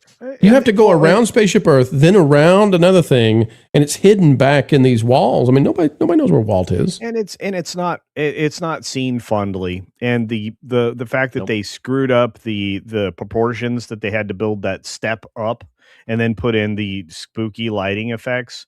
Yeah, that's a disaster. But before that, I just want to say I still feel badly for Brianna because she misspoke, and it's now and we all do. It's a big part of a media package that I think all of us get a chuckle out of. And we all misspeak sometimes, and it could be me. So, and I'm sure one day I will be featured on some channel that does this. So, Bree, if you, maybe we should retire that. Should we retire that? No, because I think it brings people joy. Because while she did misspeak, Pro. We kind of feel like, it is directly the antithesis of what culture giveth and taketh away from Bree. Is that like a personal attack or something? All right, packing protons for 2. Mandatory insurance needs to be illegal everywhere. I can tell you, folks, as an independent entrepreneur, the amount I spend on health insurance is incredible. They are not kind with you if you are a business owner. First Dragon Queen for 5. I can guarantee you're getting.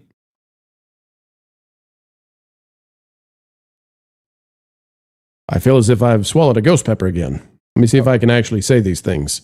These horrid things. Go fund yourself, Bob. I didn't make it better. The First Dragon Queen for 5. I can guarantee you're getting Wilton with wings. Happy 7 years of me being a ball and chain hugs for you all. Why? Why? Don't give him wings. He'll visit me. Hey everyone, I'm Wilton the Troll, and I got a really important PAF. I just feel it's important to take a moment to reflect on the current slate of Star Wars movie. I mean, we haven't had a woman take the lead on any Star Wars projects whatsoever in Star Wars yet. And that's partly because other women who are leading Star Wars, they don't want to let that happen, which totally isn't stereotypical of women. Am I right, ladies? He doesn't have the rights. Quite. Erica, I would like to apologize. That little troll is definitely misogynistic, and we know it. You guys just don't know how to love a troll. No, Erica, don't give him that. God dang it, Texas 8412 for $5. Cancel the DCA avatar and fix the Flight of Passage. No, wait a minute. Hold on. That's right. FOP. Flight of Passage. Flight of Passage glasses. Yeah. All right, then. Yep. We'll fix it. And get that ride to run on propane. I guarantee you those Banshees could probably go like 5 miles farther if they had God's clean burning fuel. Packing protons for 10. It's easier to book time for a theme park than a cruise. Where you are going to want to spend a week or 2 exploring, considering how long it took to get there. This will backfire. It could.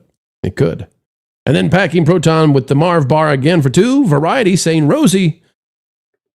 You know what? I can't get through these today. I just don't know what's going on. I stroking out here.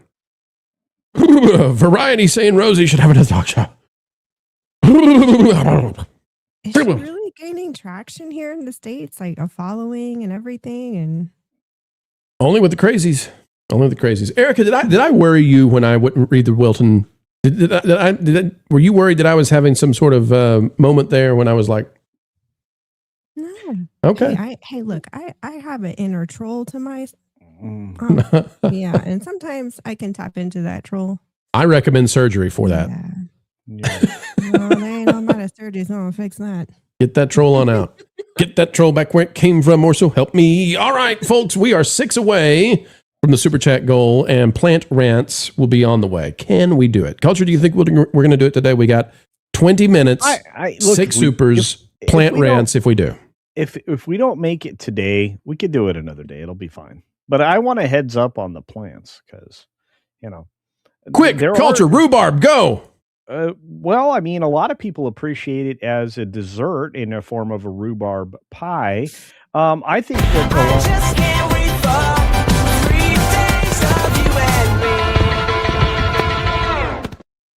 E23 has come and gone, and now, folks, we're finding out what so many think about the announcements. There are many of them, lots of them. Let's find out, where are they ranked according to Disney Tourist Blog's Tom Bricker, who we love, and then we'll tell you what we think are the best and the worst of the announcements from D23. Here we go. Top 22, because there are 22 announcements here. Let's see. Number 22, new class of Disney cruise ships. So you can see where Tom Bricker thinks his priorities are. There's a ton of cruise ships coming. He puts this as the bottom. For the company, though, and for investors, I would say it's way closer to the top, maybe the top. Number 21, Spider-Man swings into Shanghai Disneyland. He puts this low. I also say, I don't care.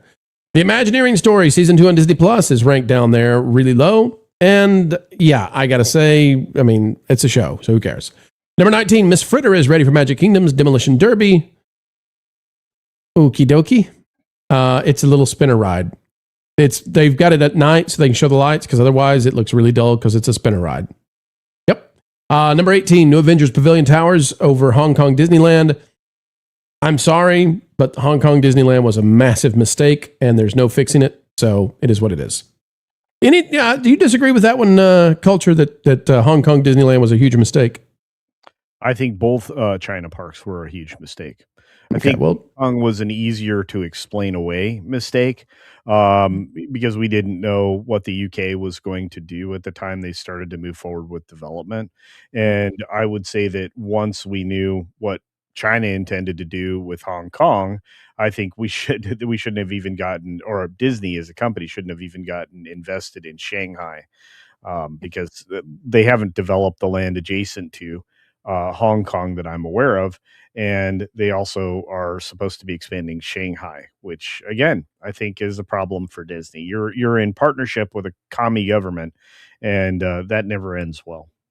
Now, Bricker's putting number 17 as the race into Sugar Rush Sweet Rescue. This is coming to Tokyo Disneyland, and I think this is a massive missed opportunity. This is a ride that is essentially a cross between Mickey's Runaway Railway and Space Ranger Spin in Magic Kingdom. I can't understand what they were thinking here. It's so simple to let people do the Sugar Rush video game and do it in glassless 3D and let people race just like in the movie. I can't understand how they missed this one, but they missed this one. So there you go. Number 17 seems right to me on that one. Moana and more set sail with Disney Believe. He's got this at 16. I think for the company's sake that all of the Disney cruise stuff is way, way higher. For fans of theme parks, though, you're either a theme park fan or a cruise ship fan. I guess you can be both, but the cruise ships take away from the theme parks take away from cruise ships. That's the way I see it. So down there it goes. Okay. A Symbol for Adventure in the Marvel Multiverse in Disneyland is number 15 for Tom Bricker. This fills in the parking lot that was now and is no more. Yep. And panel, what do you guys think about the A Symbol for Adventure? I think people will be surprised by the ride technology, and I think that people might be excited about it. You like it? I don't have enough insight into it yet to get terribly excited. Could be okay though, right? Yeah. Okay. So that's probably where it goes. Number 14 is the Yeti, and I agree. I think people are getting really excited about the Yeti, and that's fine. But this should have been fixed 20 years ago. Yeah. So it's hard for me to get excited about something that should have been fixed 20 years ago. Coco is coming to California Adventure. I would probably move this higher up. It is just a water ride, but it's Coco, and I think that'll do really, really well at California Adventure. Mm-hmm. Erica, you think this will be a popular one? Oh, yeah. Great movie. Yeah. Recuérdame, right? Mm-hmm. All right. Then Tom has somewhere here, number 12 as Spaceship Earth. I would put this towards the bottom. I'm not excited about them changing Spaceship Earth to something based on connections versus communication. And there are so few details here that I don't know what I'm supposed to get excited about.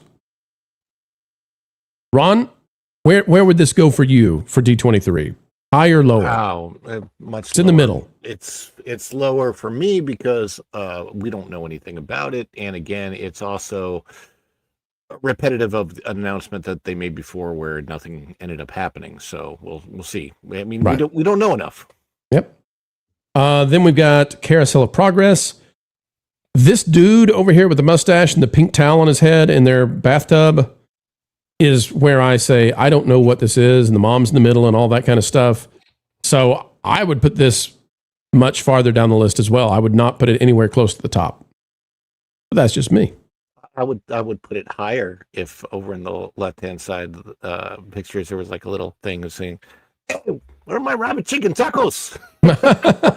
There you go. Where did Uncle Orville go? That's what I want to know. All right, let's see. Number 10. All right, we're at the top 10 now for Tom Ricker. Fan favorite entertainment returns to Disneyland in 2027. So they've got Remember Dreams Come True, Nighttime Spectacular, an updated World of Color. And okay, yeah, I think those are good. I think that's really, really good for Disneyland, and it's immediate. So we know the details. We know what's coming. I think it deserves a top 10. What say you, panel? Mm-hmm. Sure. Okay, we got a sure. Yep. Look at that. It's not going to look like that, but look at that. We got number 9, Space Mountain from Earth to the Moon returns to Disneyland Paris. And I think that if you go to Disneyland Paris, this is a huge win. I think it is a top 10. I think returning to the original concept that this had is a win. And I think the fact that they're going to restore some of the other elements is a huge win. So if you're a Paris fan, this will be right to your liking. Is it a fail that they had to go back to the original because what they came up with wasn't as good? Well, I think I think they were kind of forced to change because when they originally built it, they did not plan for it to have so many issues. So I think now they've incorporated all the fixes. So going back to it, it's kind of like restoration plussing is what I would call it. Sure. All right. We've got the Lion King coming to Disney Adventure World over there in Paris. Hey, you know what that is? Concept art. Splash Mountain. Yeah. Mm-hmm. Okay, so here's the thing. We got a Scar versus Simba climactic confrontation, it says. That's number 8. I can't put a single scene in a ride as a top 10 for D23. But that's all they had to show anybody. That's the problem. This was presented in a very vague way because they don't want to give away that they're basically doing a better version of Tiana with Lion King. Right. That would piss off people because they're still pissed off about what they did to Splash Mountain. Well, okay, let's talk about the concept art because we can kind of see this. This matches up with, I mean, it may be a 1-to-1. They're just copying Splash Mountain's layout because this appears to be the laughing place. The vultures would be right back here over the tunnel as you go up. This is the fight before we go up the tunnel and then we go down. Yeah. So I think you're right. I would not be opposed to them doing that at Animal Kingdom in Africa. Oh, that would be kind of cool. Not a bad idea. Space Mountain Earthrise blasts off a bold new future. I think this is interesting as number 7 because this is being done in Tokyo Disneyland by Oriental Land Company. This is, by the way, one of the most non-Disney efforts we've ever seen. This was ordered by the Oriental Land Company, directed by the Oriental Land Company. Disney has helped them to some degree, but this is essentially, what if we made our own Space Mountain our way and got away from Disney? So interesting that he's got it at number 7. Then what do we have? We've got Humans Invited into Monster World early. He's got this as number 6. I am not going to have this high up there. So the glob that replaces Muppets and the Harryhausen's that replaces Mama Melrose's and replacement for Ratatouille, these will open by the end of 2027. And that's it. I cannot put that anywhere near a top 10. It's just, you just rethemed things that are already there at Hollywood Studios. So, and then the coaster may open in 2029, but I can't put this anywhere close to a top 10. What say you guys? I think Harryhausen's is going to be a win for the fans of Monsters Inc. that want to eat at that restaurant. Other than how many can there be, Ron? I know. It's not. How many can there be who say, "Oh man, not only am I a huge Monsters Inc. fan, but I want to eat from a giant octopus squid thing." It's the animatronic is there. The animatronic's going to be amazing. I guess. Tropical America's at Animal Kingdom. This is one of the things that I am keen on. I think that other than they're missing animals at Animal Kingdom, they need to fix that. Other than that, I think Tropical America's is headed for a big win. I think that this is one thing that they're doing well. Pushback any from the panel? For me, it's actually even higher than 5. This is probably my number one thing. Yep. The one thing I'm really excited for. And while I feel like Joe Rohde opened the door for animals to be included somehow in the future of this, if they can figure out where to put them somehow. It's not hard. They got lots of land. Put a capybara exhibit in there and call it a day. They need. I feel like they definitely need something. Put some parrots in. Let's go. Doesn't have to be snakes. Okay, Ron. I know what you're up to. It's raiders. They're gonna have. Speaking of snakes, there's the. It's not going to look like that, but the supposed giant animatronic that goes in the Indy ride that will be there. I think they're doing a great job with it. Number 4, Tom Breaker has Race to the Wilderness of Piston Peak. I think this is a colossal failure.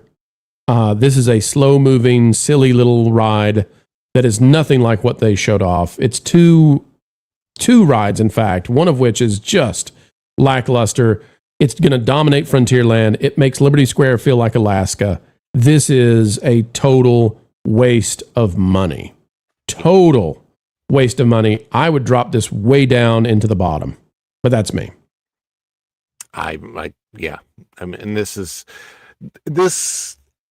actively makes me want to not go. So it's a completely different. It's like I have disdain for them replacing Rivers of America with this travesty. This is a detriment to Magic Kingdom. This is actually a detriment. This is ugly. It is busy. It is noisy in a part of the park that is not supposed to be.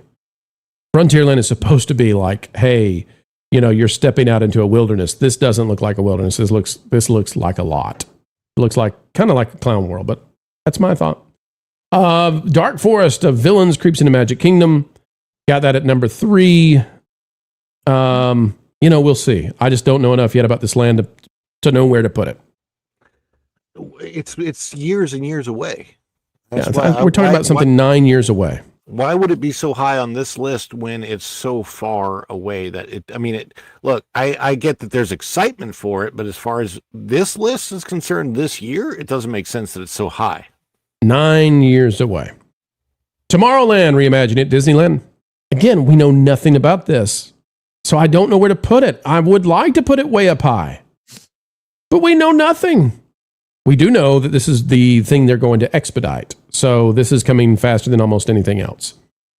And then finally, Figment and Dreamfinder reunite. They said they're going to redo Journey into Imagination, but again, no timeline, no details, no nothing. So Erica, I would struggle to put this at number 1. I'm with Ron.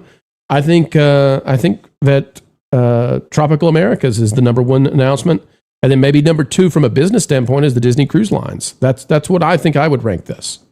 Yeah, it's the most realistic ones people will look forward to and actually want to go see.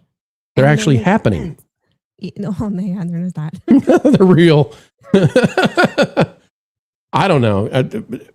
So what are we getting, Culture? Did you talk to any Imagineers when you were at D23? Like, what is this with Figment? Are we, what is it?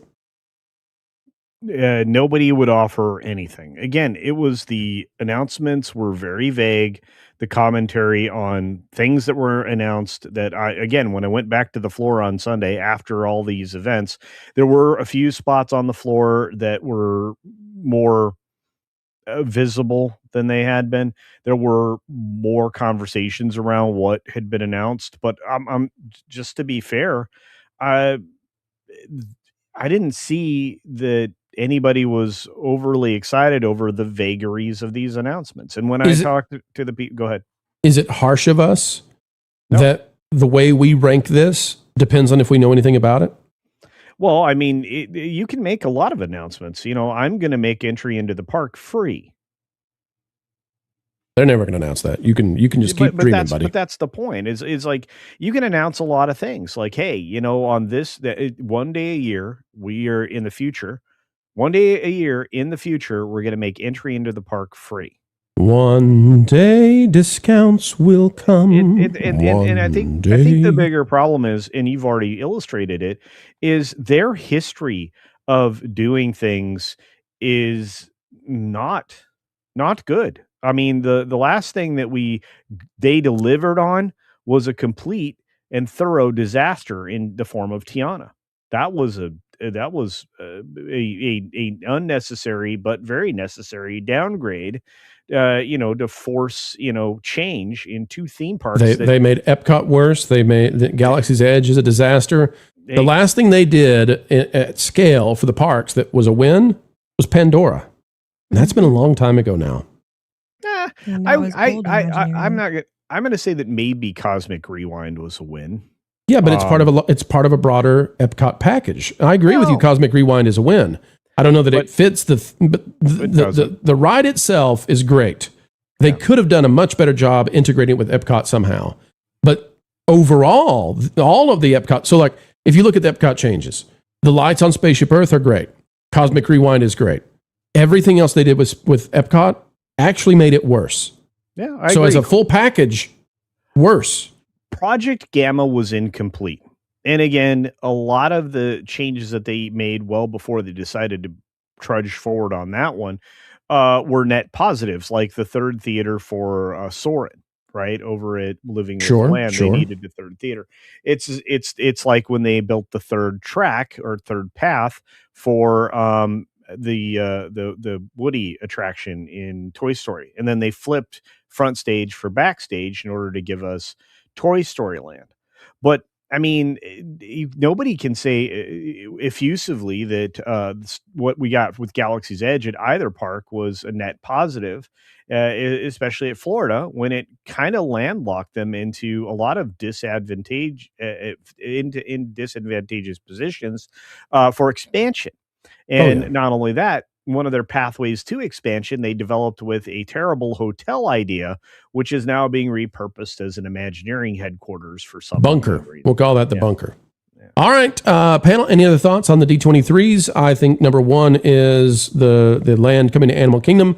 I think number two is the cruise lines.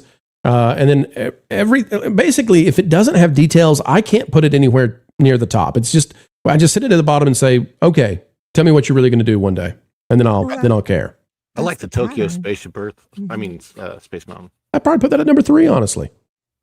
And that's the pattern with Disney. Their dishonesty. They've got a reputation now of over promising, under delivering. And I mean, the proof is in the pudding.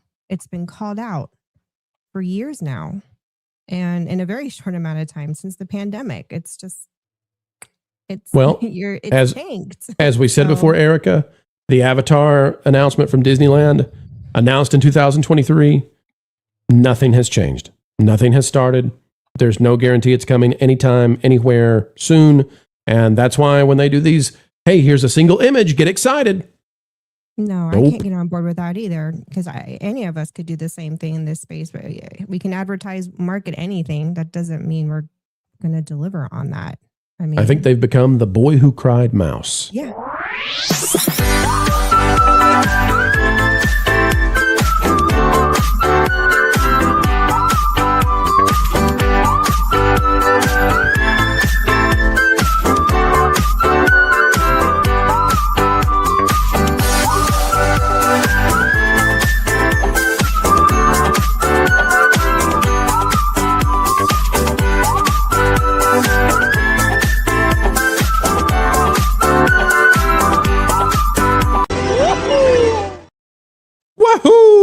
The crowd has come through. Folks, we want to thank you for being such active participants and keeping the stream going and showing us just how much you care. All right, First Dragon Queen for 5 as we cross that goal. I mean, I'm required to give Wilton gifts. His dad judges me daily in my front room. Dragon Queen, I've thought about this, and I'm fully supportive now of the wings. I only ask that you make them out of the skin of a steel balloon. Please. The heavier they are, the better. I hope Wilton just sets sail over the ocean somewhere with his very, very lead balloon wings. Blah, blah, blah, blah, blah for 10. 10 for culture. Rhubarb is great culinary meat. Tenderizer, marinade, and the best way to get a stage full of extras to sound like an angry mob. Have everyone mutter, rhubarb, rhubarb, rhubarb, rhubarb, rhubarb, rhubarb. Okay. Nothing more from you. Another man's rhubarb. Come on, culture. Give us something. Come on. You love rhubarb. I'll just say that it's wonderful for animals. The leaves are wonderful for animals, and again, makes great pies. There are many ways to turn that into a wonderful green manure. Hey, culture. Yeah, you did this. This is your fault. It is. This is your punishment. It's a super spring spritzel. Pedro's big year has Disney dropping. It's a super spring spritzel. Take down Star Wars, Avengers, oh please. They picked the wrong people. Even Bree said, nah, woke is collapsing. Theater snapping. It's a super spring spritzel. Oh, spring spritzel. Switch to Ryan Gosling. Culture had been 6 months since we played one of those. 6 months. It wasn't me. 6 months. All the others have been deleted out of the stuff here on TPP. That's the only one I could find. I don't believe you deserve this punishment. How dare you? The people love rhubarb, and you said that its main use is as a green manure. No, I think there are many uses. Obviously highlighted there. I think using it for meat tenderizer. I think that's excellent. I mean, a lot of people use it in vegetable stock. Meat tenderizer. I'm gonna have it. First Dragon Queen for 5 says 3, 2, and then the others got us across the line. But First Dragon Queen, it's because of you. Thank you so much. WJB Daily hitting the goal for us with $5. Thank you. Christian Corralejo for 5. Not parks related, but did you hear about the California AG calling off the settlement talks with Paramount last minute? Why can't Newsom just fire him? It might actually get to that. And I'll tell you, Charlie Gasparino this morning, as I was reading all my news, as I do daily, getting caught up and ready to go for the day, Charlie Gasparino is just ripping the California Attorney General because they're going to lose. They're going to lose this. Bont is a joke, and really they have limited authority when it comes to antitrust. I mean, it's very limited, and these other states are trying to pretend like they have some power. And I actually did an extra video today that pointed to the conversation we had about Hollywood, in desperation mode, at the same time as calling out Bonta for being part of the reason why Hollywood's on fire right now. If they relocate Paramount, that's a big problem, bro. They are citing federal antitrust laws in California to stop this after the federal government already cleared this of federal antitrust laws. There is no legitimate. Nope. There's nothing legitimate here.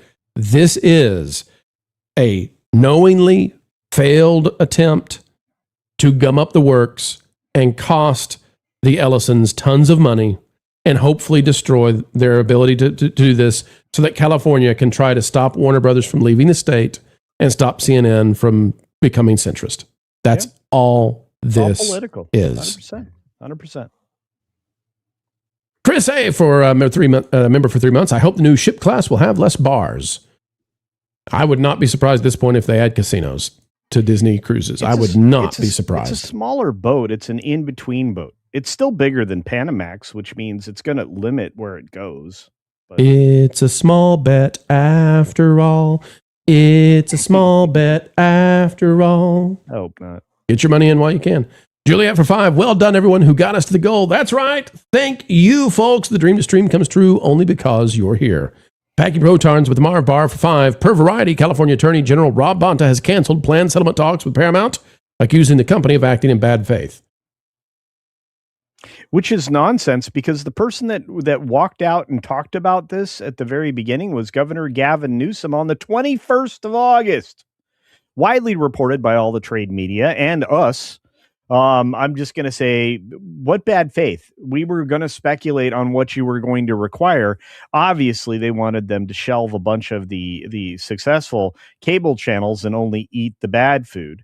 And that's what they wanted them to hang on to. And again, Rob Bonta has just as much ability to say somebody's acting in bad faith as Alec Baldwin has to call people murderers.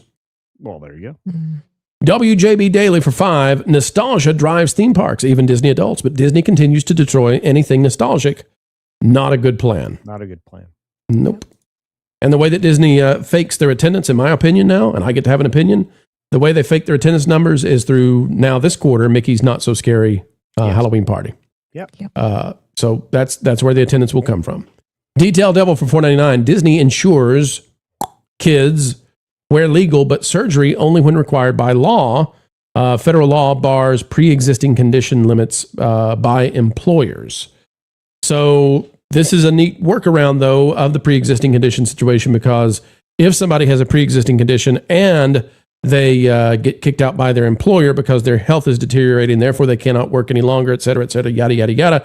Disney now says, oh, well, we don't know if we can take you because you had a job that had that offered you insurance. Why aren't you still with them? Spouse. Thank you, Detail Devil. That's the dastardly nature of the mouse. Ron, you're doing the dish in just a minute. I wish you'd tell us what you're going to be covering today. Billions and billions and billions of dollars. Billions of dollars. Go ahead, Mr. Ron. What do you know today? What will we be talking about? Spider-Man and the Odyssey, and how they've dominated the box office last few weeks, and probably are the climax of the box office year, because I think it's all downhill from here. I don't behave. Yeah. I don't, Sorry. Bad joke. That's right.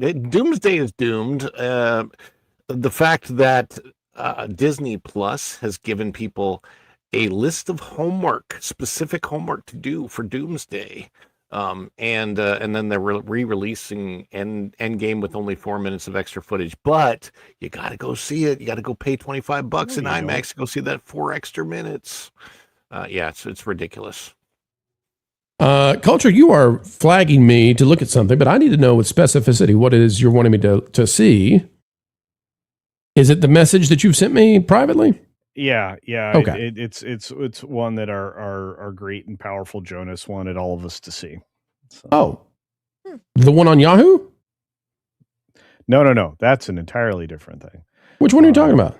In the back. Hang on, I'm looking. Yeah. Jonas.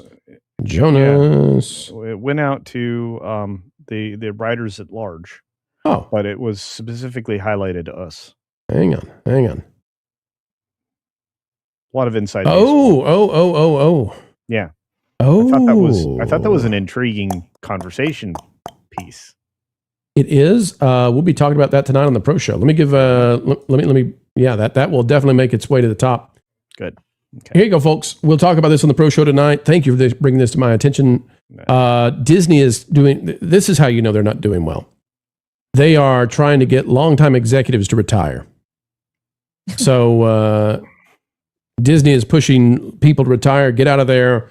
This will not go well for Disney, by the way, because their problem is that they have too many young people who've been trained on a bunch of woke ideology, and they don't need their executives to retire because they need their executives to keep the Disney traditions alive.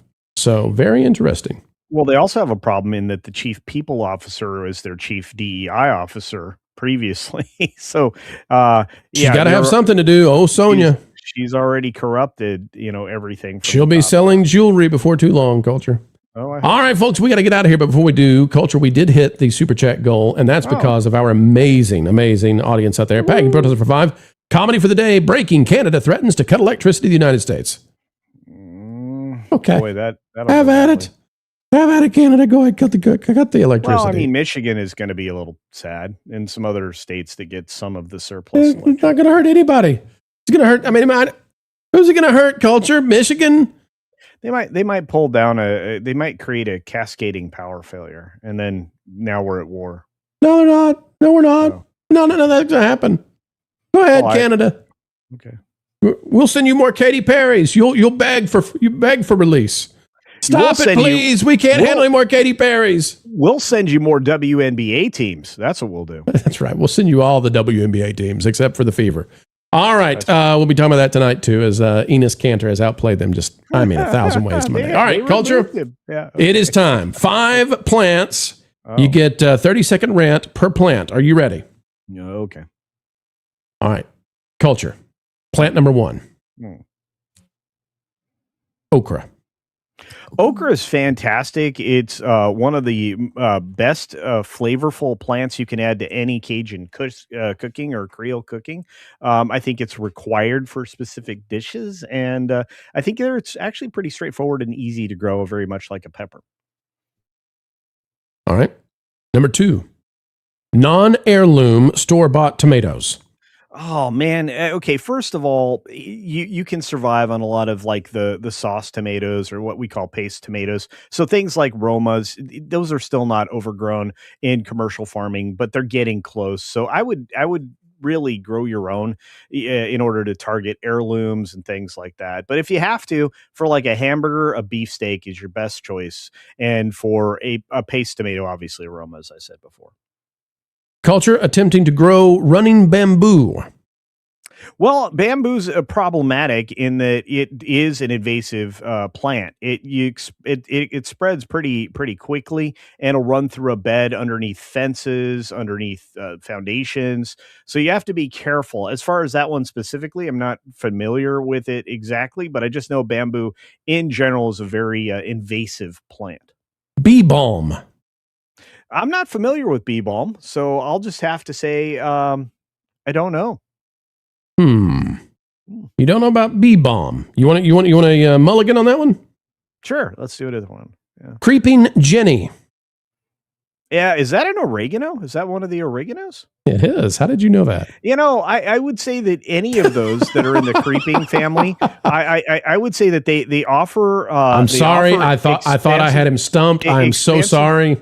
Expansive growth areas, and you get a lot of yield out of any of those creeping types. There's the oreganos, and there are a few others in the herb family that are really good when you get them to walk around. Don't they take over your garden though, Culture?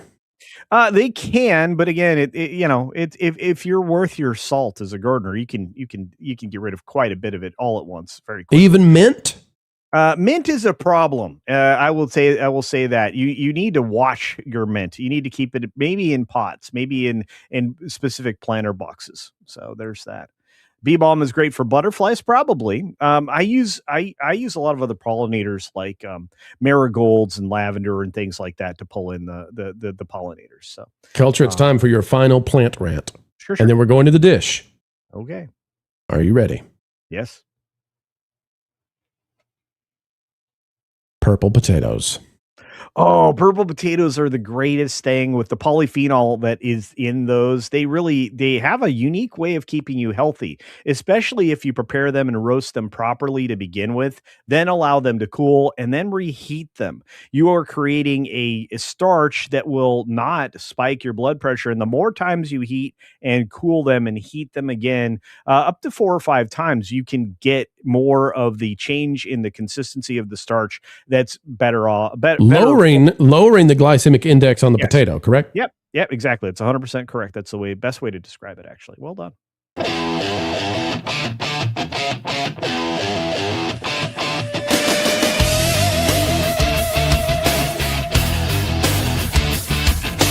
Purple potatoes, fried green tomatoes, arugula. Hey, what's up? When injustice strikes, I strike back.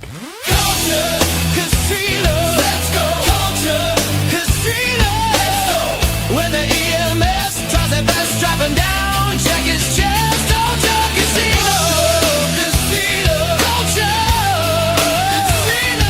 casino.